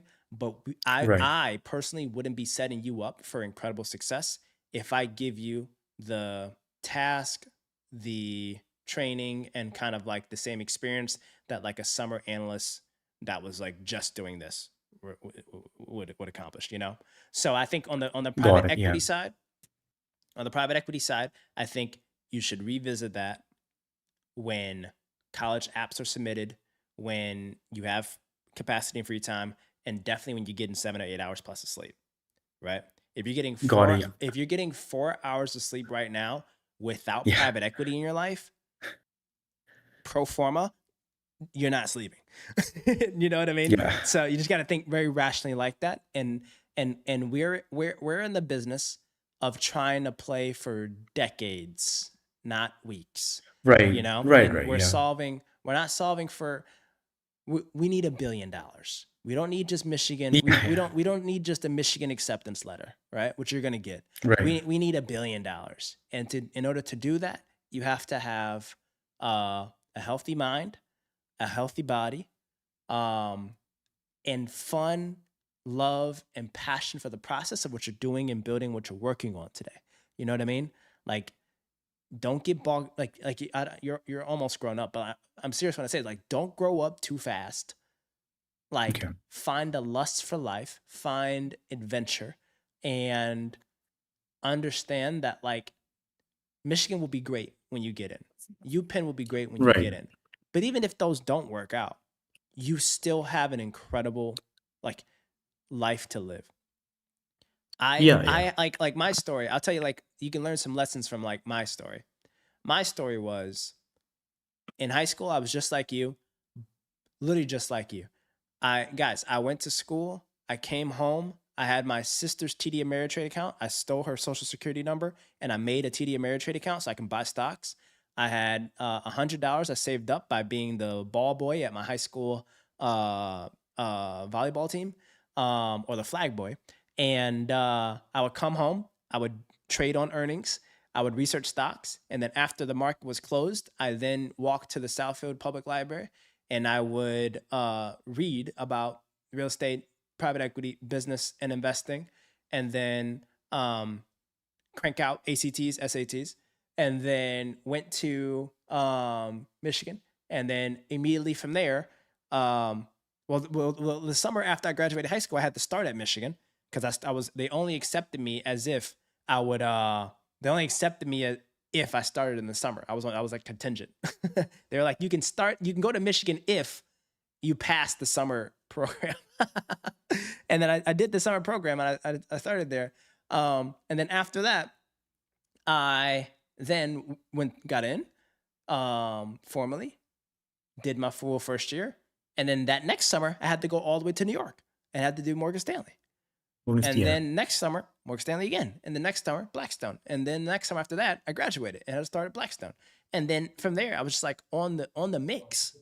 So like realistically, I didn't have time to be a kid.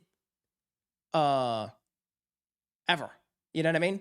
And it's just like I was given like my circumstances, given like my family and some things happened, and like I had no choice but to do that. And I don't know where you are, Chris, in terms of like the necessity of it. And we could talk about that off stream whenever. But like for me, it was like I had to grow up very fast, and I had to live on the verge of burnout. You need to do that, yeah. I needed to do that, and I wish I had June to August to explore, to travel, to live, to try things, you know what I mean? And I'll tell you this, like private equity is going to always be there.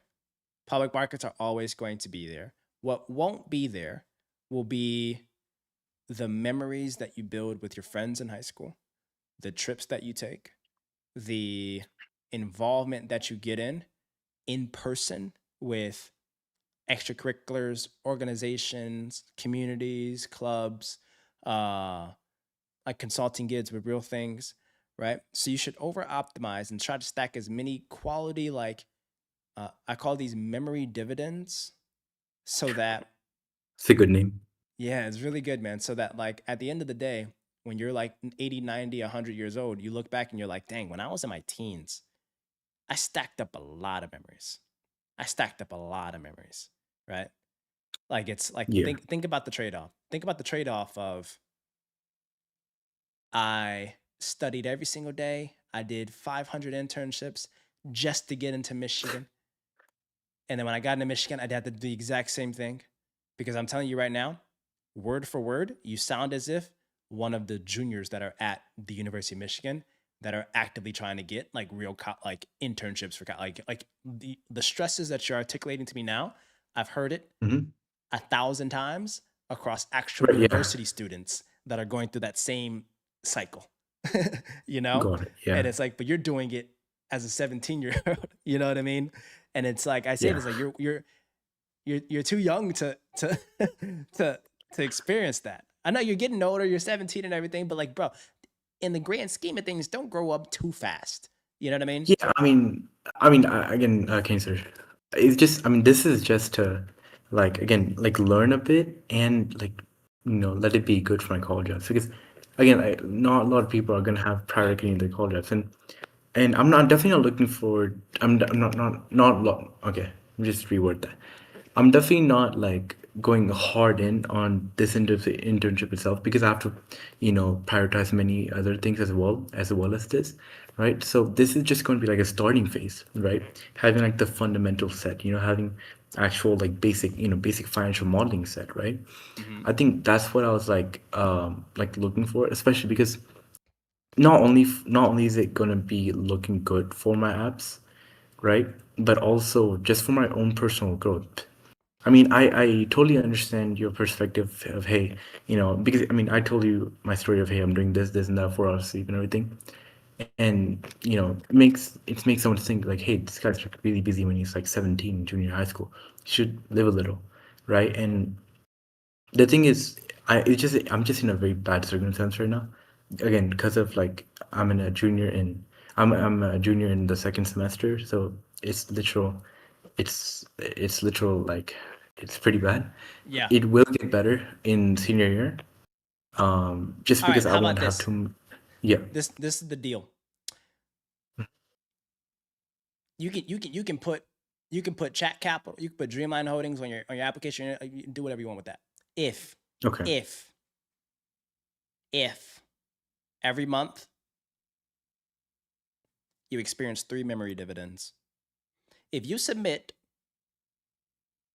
to my email and to the Discord every single month 3 memory dividends of like, hey, this is the experiences and memories that I want to unlock in life for this month, and you get those done consecutively until the end of the, well, I don't know, whenever your thing is, use it on the application. It's about November. Yeah. Okay. All right. So from here to November, hey, chat, this is the deal. All right. From here to November, you got, what is that, 8 months? 6 months? 6, 8 months? No, 7, 8 Wait, months. I'm gonna March, be April, applying to May, Michigan June, earlier, July. so like When are you applying to Michigan? I think I'm gonna submit it earlier. I don't know. Is You it gotta check. after research? But I think it's September or no. I'll email you later. So. Okay. First thing, get a calendar. Yeah. You got to get a calendar. I had these dates live. Yeah. So that's the first thing. Yeah. Brother. Get a calendar. Second thing, when it comes to this, the deal is going to be spruce up a great story. Want me to write a letter? I'll do whatever I got to do for you for Michigan. They love me in Michigan, by the way. So I give a lot of money. Okay. I support a lot of the programs. Got it. Yeah. Then I was also say you got to have 3 tangible memory dividends. 3 tangible memory dividends that I've unlocked. And it's like, these have to be things where it's like at the end of the world, or the end of the world, end of your life, you look back and you're like, dang, I had a great freaking time. And these got to be things that one of them has to be something physical. It can be like running a marathon, going to learn to swim, going for a hike, whatever that may be. One has to be that. Right. Another has to be intellectual, meaning that like I just did something that just like helped me transform my perspective or point of view on something. I read something really good. Like it's not business related or Gotcha, finance yeah. related, but it's like helped me grow intellectually. Like life related. And then the third one has to be selfless, meaning that like you did something that just like did such good in the world or put a smile on someone else's face, or you like were able to use your talents for the benefit of some other person, community, group of people, organization, whatever that might be. All right. So that's what you got to do. That's your to-do list. Got it. Yeah. On top of that, we are going to show you like every quarter. So like 2 or 3 times we're going to have a deep dive, just like we did for this stream. We're going to have a deep dive Got it, sir. Yeah. into like a business or industry, and I'll screen share. I'll show you how to cook up and think about diligence, sourcing, Got it. Yeah. business investing. I know you want the sauce. We'll still give you some sauce. Don't worry. Yeah. We'll Yeah. still Yeah. give you some sauce, bro. All right, we'll give you some sauce. All right, Yeah. we'll give you some sauce. You can use the Dreamline name in your applications. All right, and then but what you have to give us is you got to give us 3 tangible memory dividends a month. All right, Got it. so that you can Yeah, ensure got while it, you're sir. going through the grind, you're still living and Yeah. making incredible memories that's gonna make your older self proud. Okay. Got it, sir. Yeah. All right. This was very unexpected. I mean, I think going to the Hey, stream, man, I you gotta thought, expect hey, the unexpected, man. That's how we rocking and rolling, dude. yeah. So we'll get you in on Got another it, one sir. soon, Chris. But get back into the YouTube or the Twitch chat wherever you at, man. But Yeah, of course. go back in there Yeah. and then hit the like button and then log off so you can go to sleep and get Already, a good yeah. amount of sleep. All right, man. Because you've been a Got good it. supporter. Thank you so much, sir. And I want you to get some Yeah. good rest. All right. Got it. Again, just want to say thank you for like speaking to me for a whole hour. I just saved 10K on my consultation. Now the price went up, y'all. Now the price went up. Now it's about to be 1,500. Just all right, Chris. No, but yeah, I genuinely want to thank you for that, sir. Absolutely. All right, Shred Lord. Got it. Thank you. W. Chris in the water cooler. I like that name. The water cooler. W. Chris. Good kid, man. What a good kid, y'all. What a good kid. So chat, what do y'all think? Should we give him an internship? Chat, we give him an internship? Yes or no? Smash the vote, chat. Smash the vote. What we talking about, chat? What we talking about? All I know is we need $1 billion, chat. We need $1 billion, chat. That's what we're here for. Kid's a hustler. The kid's a hustler. He's a hustler, man. I love that. Let's talk small caps real quick. And I still got it. I need $1 billion.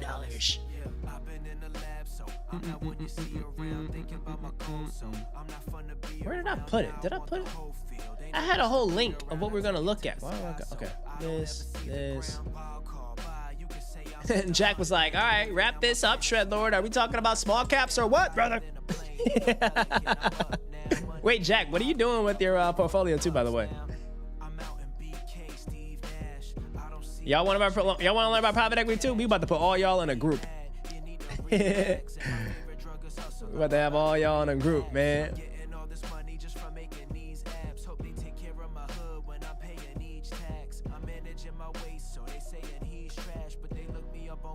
This was it right here. Look at this, y'all. Look at this. It's not a real problem. And I still got it. I need $1 billion.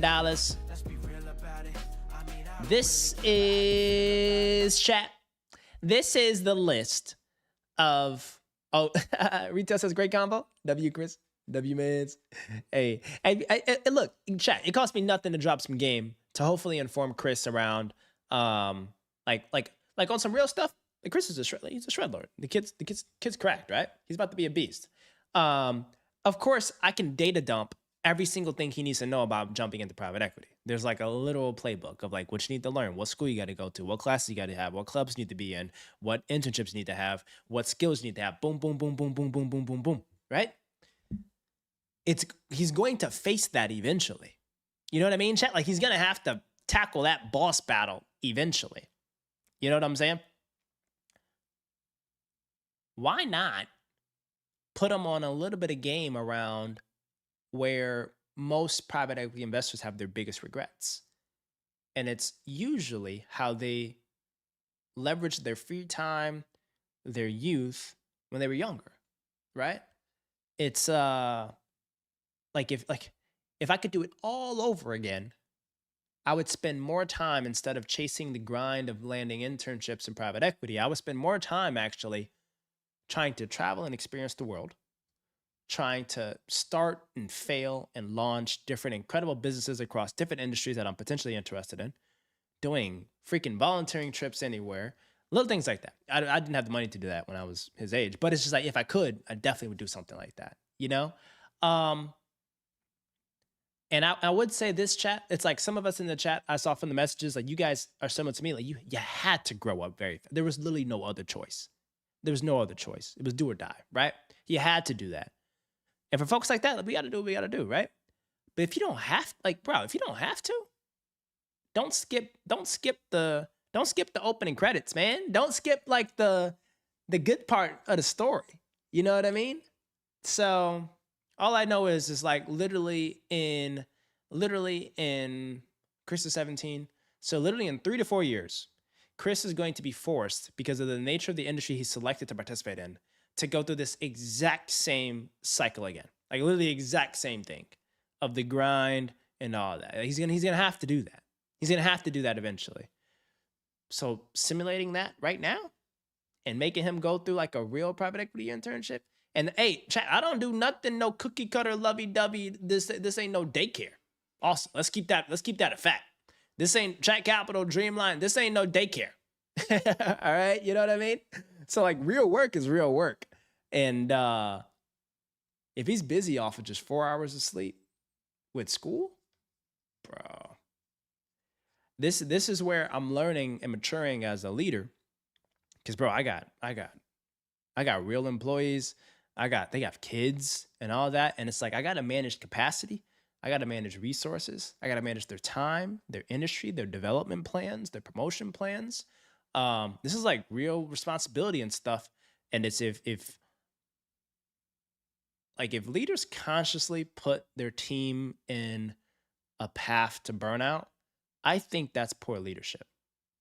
Like, I honestly think that's poor leadership if like clear CEOs, leaders, and business owners deploy their resources in a path of inevitable burnout.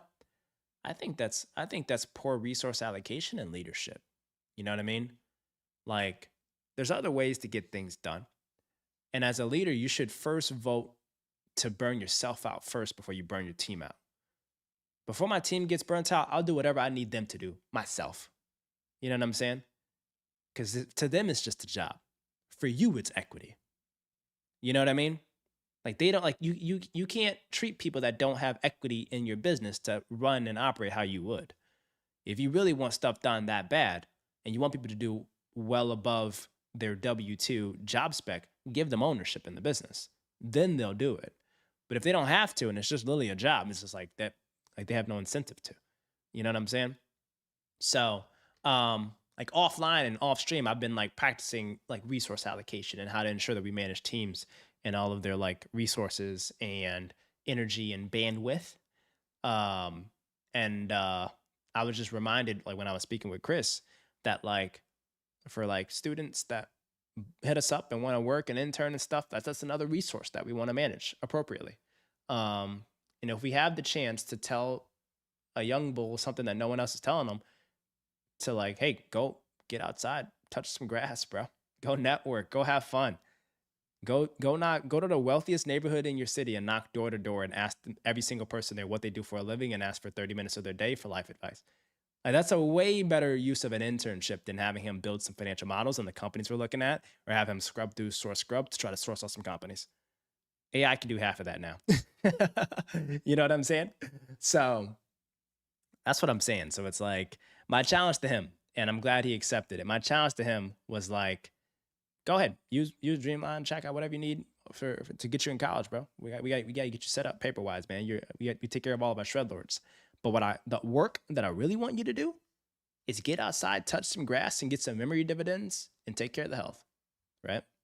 I selfishly, when I'm 100 years old, am going to feel more proud of the memory dividends that Chris collected during his time of being involved in Jack Capital, more than the work he contributed to the holding company and all that.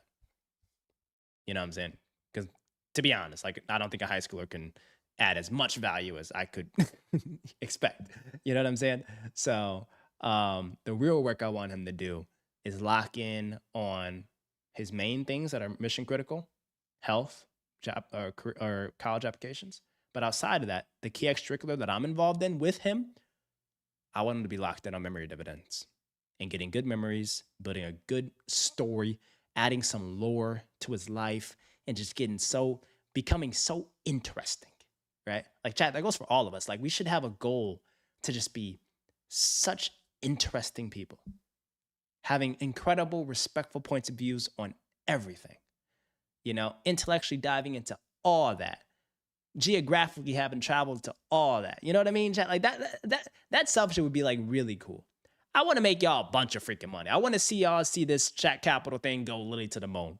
And hopefully y'all take some of these plays and you do it yourself and your PAs, and we all just literally get rich. That'll literally be epic if we all get rich, right? But another sort of selfish goal is that, like, I really hope that we just live holistically a very, very, very well-lived life of memories, of abundance, and taking care of our people. You know what I'm saying? So, hopefully Chris doesn't feel as if I tried to hijack his internship and make him go freaking do some boring stuff like that. But finding things that, like, really just put a smile on your face and collecting some real memories, man. And then Edgar, what up, my dude? How you doing, Top Dog Shredlord? How we doing, Edgar? I gotta catch up on the chat too. What y'all been talking about in the chat? He says, I know not finance, but my best memories were from engineering extracurricular activities that every interviewer focused on. They didn't care about anything else. That's facts, bro. That's facts. Guys, literally, this is a cheat code for anybody that's applying to a job. The most interesting line on your resume or application anywhere is always the last line that you put in your resume. That's called interest. Like there's like a personal interest section where you talk about like the sports or activities or traveling or food or bakery, whatever you put. That's always the most interesting part of your line in a resume, chat. You know what I'm saying? Anyway, there is a really cool report that came out by Forbes, Forbes, that talked about most successful small cap companies. I think they're capping on this. I don't know if they're legit, but we'll see.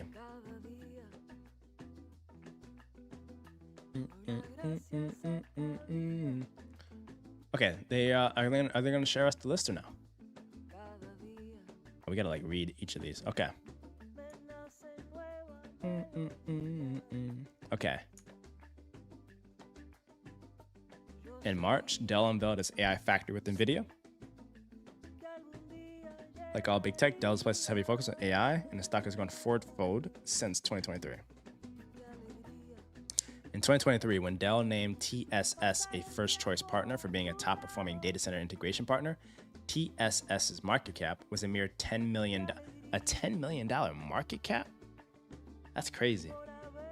But in October, TSS inked a multi-year deal with Dell to integrate AI-enabled racks of servers, and today the business is worth $440 million. Its shares have grown 6,000% since the start of last year, all thanks to its prize customers. Now, is this a quality business model? I don't know. That's huge customer concentration risk right there, chat. But what I will say, though, is that's the common narrative of breakout small cap stocks, right? It's like these things are very small, and typically they have things that can like catapult them into the new stratosphere of like an actual mid cap business. Well, not mid cap. Small cap is still under like $1 billion or $2 billion, but little things like that.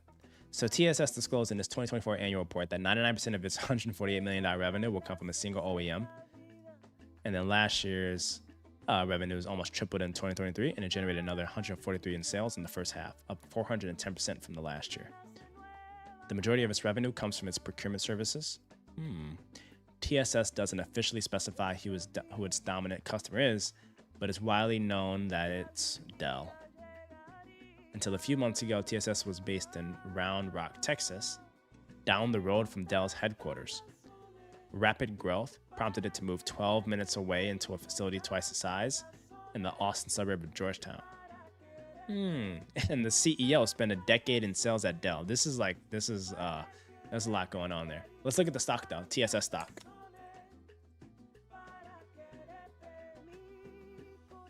Now the market cap is around $300 million though, chat.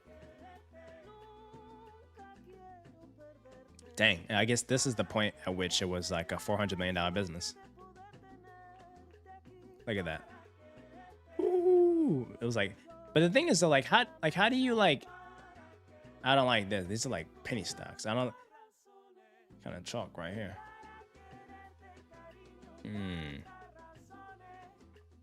Anyway, I'm very, very, very curious to know like what they're doing with some of these other names. So we filtered out companies which had share prices below $5 or whose revenue declines in the last 12 months.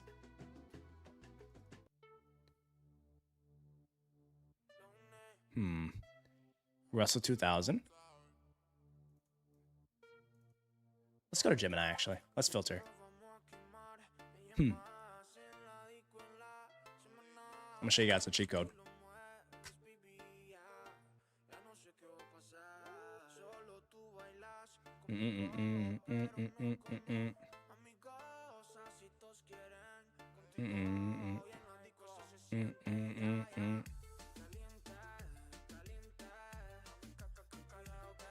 About this. Let's go to Google Finance. Google Finito Finance. Okay, hold on.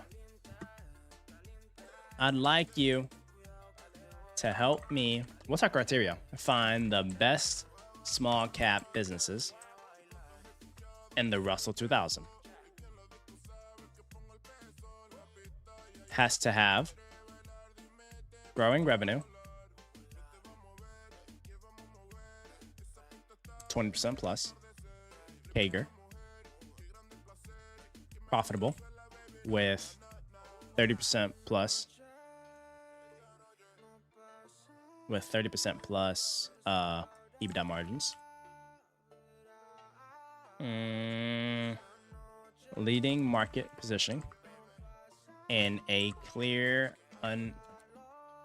overlooked niche.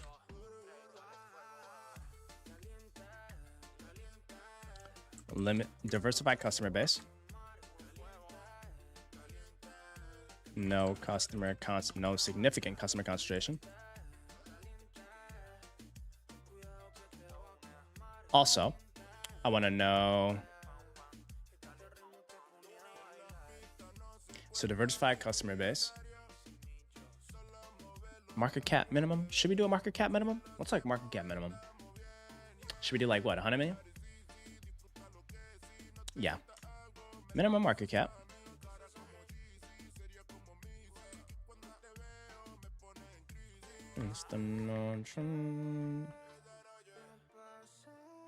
Okay, so I wanna make sure that their market positioning. Oh, operating history. Operating history of longer than 50 years. I want something that's been around for longer than 50 years. Yeah. Strong recession resilient thesis and not tied to volatile consumer, industrial, or municipal spending cycles. What else are we missing? Revenue growth. Okay. It's good. Let's see what we got. Let's try to find us some good ones. A lot of the ones they find, they probably are going to be ripping up. Okay, here we go. Here's one. Maximus manages government-sponsored programs like Medicaid and Medicare that are often see increased demand during economic downturns. Yeah, I will pass on that. I want nothing to do with Medicare and Medicaid. Ensign Group offer. Okay, non-healthcare. Okay, give me non-healthcare names. Sorry, healthcare guys. It just is. It's tough. It's tough to find a cockroach business in the healthcare space. That's small cap.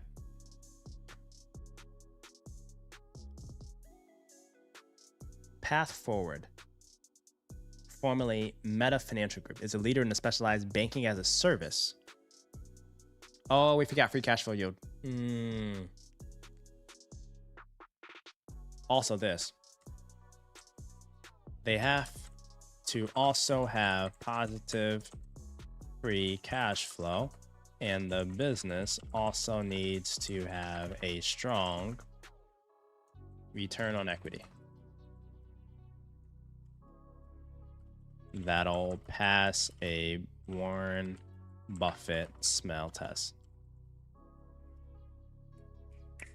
What you got for us? What you got for us?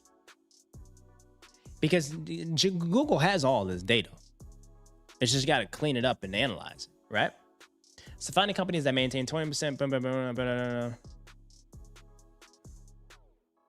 Okay, hold on. Path Forward is a standout for efficiency. Has ROE above 15% and operates a capital-light financial business. They generate positive free cash flow through its fee-based banking as a service model, which does not require the same heavy capex as traditional banks.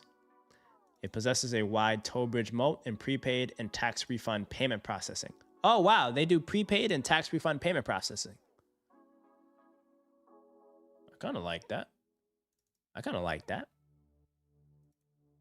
Wait, their ticker is NASDAQ Cash. That's funny.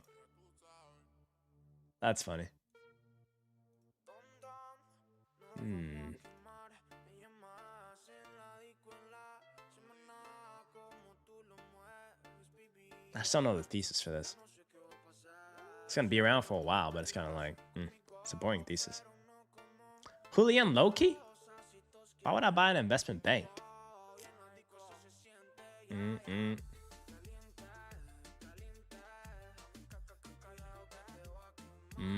Pricing power? That's a good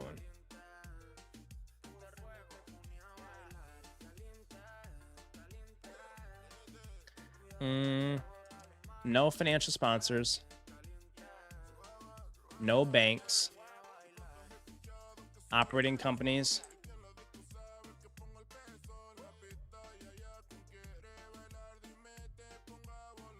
Operating companies with defensible and growing end markets, clear TAM tailwinds, and pricing power. We'll add your pricing power, Kareem. Good addition, brother. Good addition.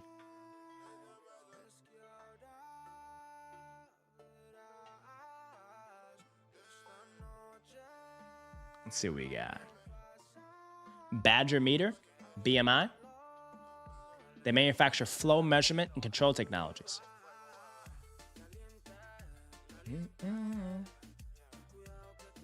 I think this is huge, though. Oh, not really.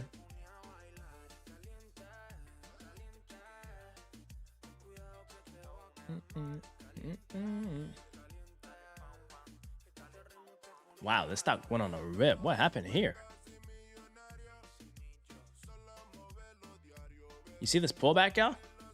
That's looking kind of attractive.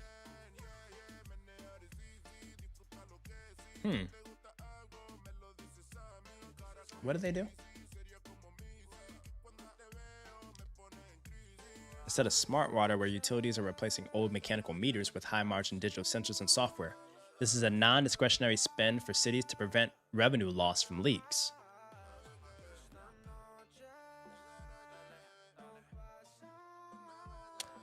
Investor rotation.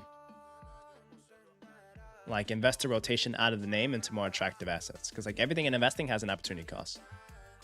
You can only put your dollar in one place. Like would I put my dollar in Duolingo or in Nvidia in like the 2020s, you know? So it's an honest question that's been like spooking the markets for a long time. Others might have more views on that, but that's my quick gut. I like BMI. I just don't know if, I think there's also a lot of private competitors. So I don't know if they have a clear number one market positioning. Specialized engineering and scientific consulting firm that performs reactive failure analysis, investing why things break, and proactive health and safety consulting. They're the gold standard in forensic engineering. When a major battery explodes or a bridge fails, companies must hire the best, giving exponents significant billable rate flexibility. They've had 20 to 30% EBITDA margins. Net revenue growth has been in the high single digits recently, but have had a historic period of faster expansion during regulatory shifts. Litigation and investigation often increases during economic stress, decoupling their revenue from consumer spending cycles. Whoa, that sounds kind of cool. I didn't know that. Did you guys know that? Wow, I think this might be the new learning thing of the day. Like, I didn't know that, like when things break or fail, there needs to be like a why did they break interview or engineer involved. This thing literally has like, why so many names have been like peeling back over the last 5 years.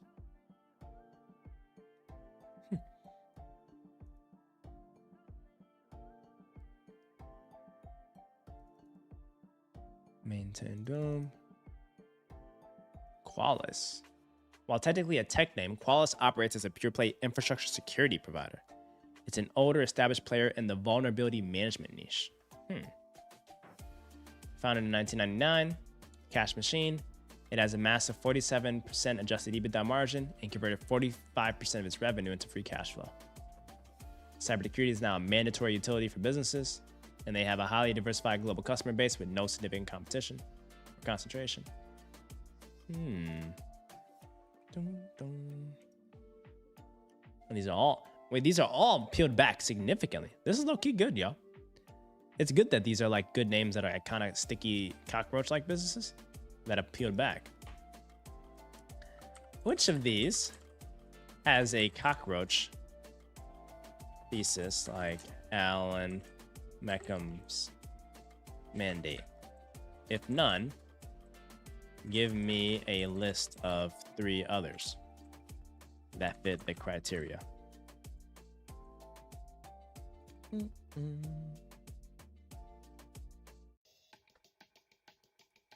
Let's see what they got. We're really testing the boundaries of AI here, y'all. Let's go. Ooh, wait, WD-40 is a stock? I never knew that. Wait, did you guys know this WD-40 was a stock?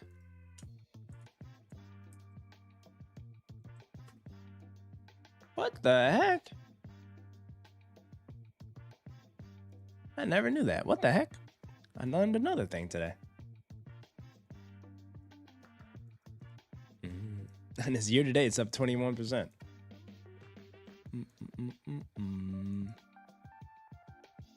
Hey y'all, I ain't gonna hold y'all up, man. This might be a why is WD-40 participating in the tech bust of 2021? That doesn't make any sense at all. What'd you say? Can you list the things which one should learn to make it into private equity? I got you. Not right now. In another stream. We could do a whole career day. We're gonna do a whole career day. Bring your streamer to work day. Wait, this is so wild. Let's look at WD-40's financials though.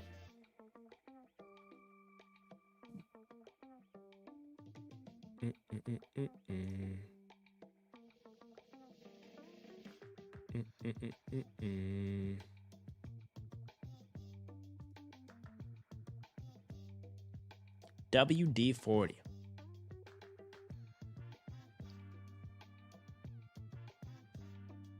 But it like doesn't grow. It's so small. It's so low. 6 to 7% CAGR. Look at that. Overall sales has been growing at 7% CAGR. That's not bad. That's not bad. The only dip was because of COVID, which makes sense. Dang, COVID was such a great buying opportunity. COVID was such a great buying opportunity, y'all.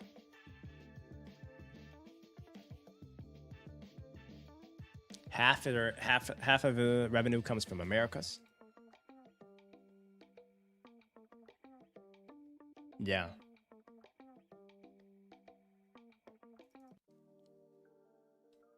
Mid to high single digits. One of their main uses is cleaning automotive engine parts. It may not be a high growth name, but it's one of those sticky businesses that is likely to be around for a while, you know? All right, so we got WD-40, Jack Henry and Associates. You guys ever heard of this? It services banks. It's an operating software company providing core processing infrastructure. Founded in 1976, they provide critical operating system for over 1,000 small and mid-sized banks. Switching costs are so high that the revenue is effectively a permanent annuity. That's good goop. Quality metrics, high recurring revenue, 25% plus EBITDA margins, and a long-term return on equity that passes the Buffett test. I'll see that for myself.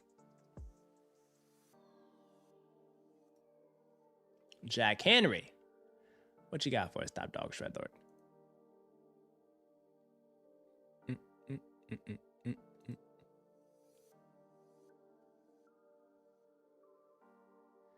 Henry Kravis and Joe Roberts have a picture just like this. That's kind of funny.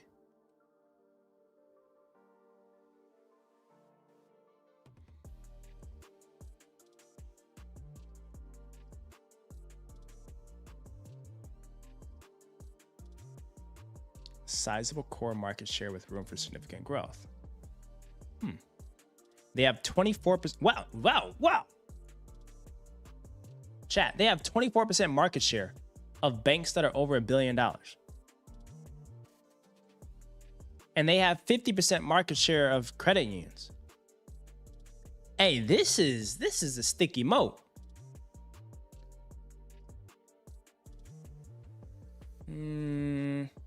But fintech's evolving though, chat, right? Any fintech experts in the name? Whoa, they have 90% free cash flow conversion?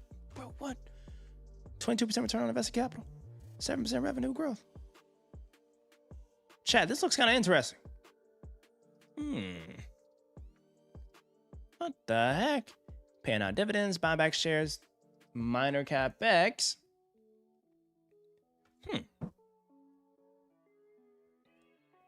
Now let's see the stock. How does the stock been performing? Dun, dun, dun, dun.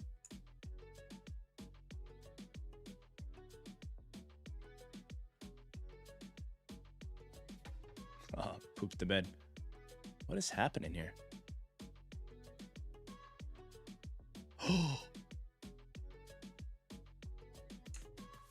Chat. Look at how clean this is. Look at how clean of a name this is. Imagine getting in this in 1996. And you just riding. You just riding. That's crazy. If you were to just like buy it and hold it over the long term, you could have had a 42,000% return. This is worth. I'm adding this to the Chat Capital watch list, guys.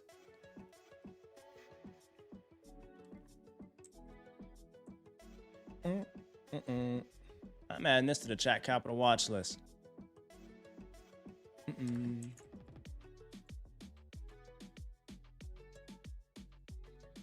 What is it? JKHY? Tech for small banks and credit unions.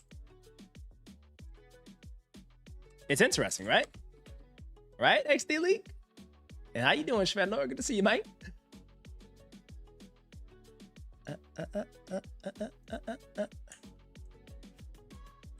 WD-40 is like, I don't think WD-40 is doing anything.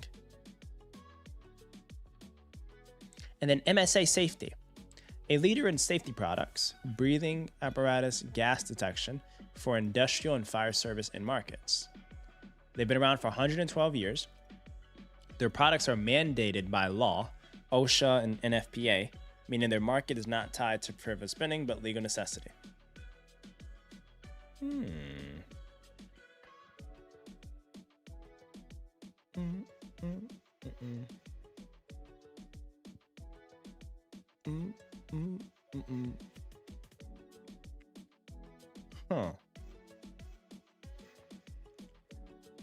A lot of these names just seem like they're trading at significant discounts. These seem like, I don't know. Like the second that for MSA Safety, the second that the government decides not to require their particular equipment and they go with someone else, this business is chalked. You're banking, like it's a very binary outcome for that kind of business. Luckily, they've been like good and solid for a while, but I'm sure the market is just more recently reflecting and pricing that like there could be potential alternatives eventually down the road. But chat, that's my first quick scan of some small cap stocks. You can go down a whole rabbit hole of a bunch of these. Why? Because there's I challenge someone to go through every single one of these in the Russell 2000. Like I challenge someone to do the full list. Right? Like if you go in here, I challenge someone to go through the full list of all of these to get some data on how these companies are doing, what they do, what they're up to. There's some good stuff in here somewhere, somehow, somewhere. There's some good goop. It just takes time. It really just takes time. A marathon stream, I think we could honestly get through all of them. With the help of AI, I think we can honestly get through all of them. I'm down to do that one day. I can't end stream until I look at every single one and try to find the best one. The issue is you start to identify a good one when you're on like 50 of 2,000, and then you find another good one at 500 out of 2,000, and then another good one at like 1,600 out of 2,000, and then you just start to confuse the quality of all of them, and you just get diminishing returns over time. So you got to stick to a very good, simple rule, or you do it by industry, and you just literally just like you bucket them into like specific industries, and you like benchmark them across that. That could work. That could actually be a good one. Like we just dive small cap by industries. like one full stream, we look at all the small caps in the healthcare space, all the small cap and basic materials, or whatever themes that we think there are like high conviction to have like real runway to grow and a good TAM opportunity. Like the small caps in the technology space, we should definitely be looking at those right now to figure out who's serving something that's going to be in the next stage of the choke points for data center build outs and AI and supply chain that has good market share and strong cash flow. You know, that's what I would do. But it's all possible because we got AI now, chat. That's what I would say. It's literally all possible because we got AI, you know? So that's how we're rocking, and that's how we're rolling, Shredlords.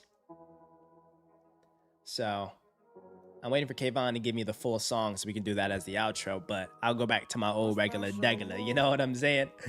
But chat, we cooked up today. We learned a bunch of new things. We supported one of our young Shredlords.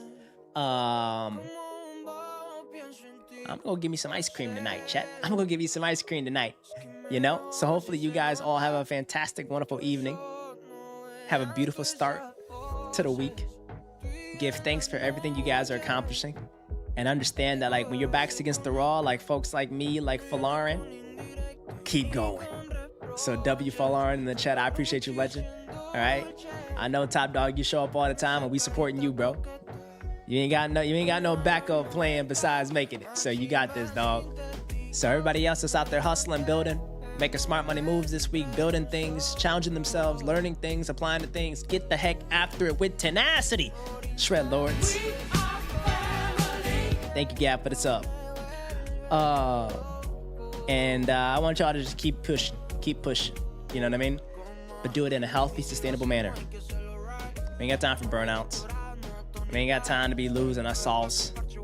Have fun during the process. Touch some grass. You know what I'm saying? Go say hi to your crush. You know what I'm saying? Go hang out with your cousins. Go play the video. And do whatever you got to do to live a quality, memory dividend-filled life. And I think that's what truly matters. Not how much money you have. Not how many portfolio companies you have. It's, I think, the quality of your memory dividends, y'all. And you can stack memory dividends by pursuing intellectual things like investing and trading and buying business and all of that. So make the process what you fall truly in love with and not the output. All right, chat? So I'm about to go give me some somi. And hope you Shredlords freaking get some good rest. And I will catch you guys literally tomorrow. We got some dope stuff this week. Make sure you guys get ready for the stock pitches. All right? So we got the new format coming out. It's March Madness style, and the format for these stock pitches is about to get intense. All right? So bring your best names, bring the best ideas. Garrett's bringing SanDisk and bringing all that stuff ready to rock and roll, all right? Because I think next Friday we have our official first pitch competition in the new format. It's going to get frisky. All right, Shredlords? So I catch y'all later. Take care of yourselves mentally, physically, spiritually, emotionally, financially. Take care of your family. Take care of your camp. Take care of your team. Dig in this week and keep freaking pushing. If your back's against the wall, literally keep going. All right, y'all? Much love. Peace and love. I will catch you, Shredlords, literally tomorrow. All right? Dale.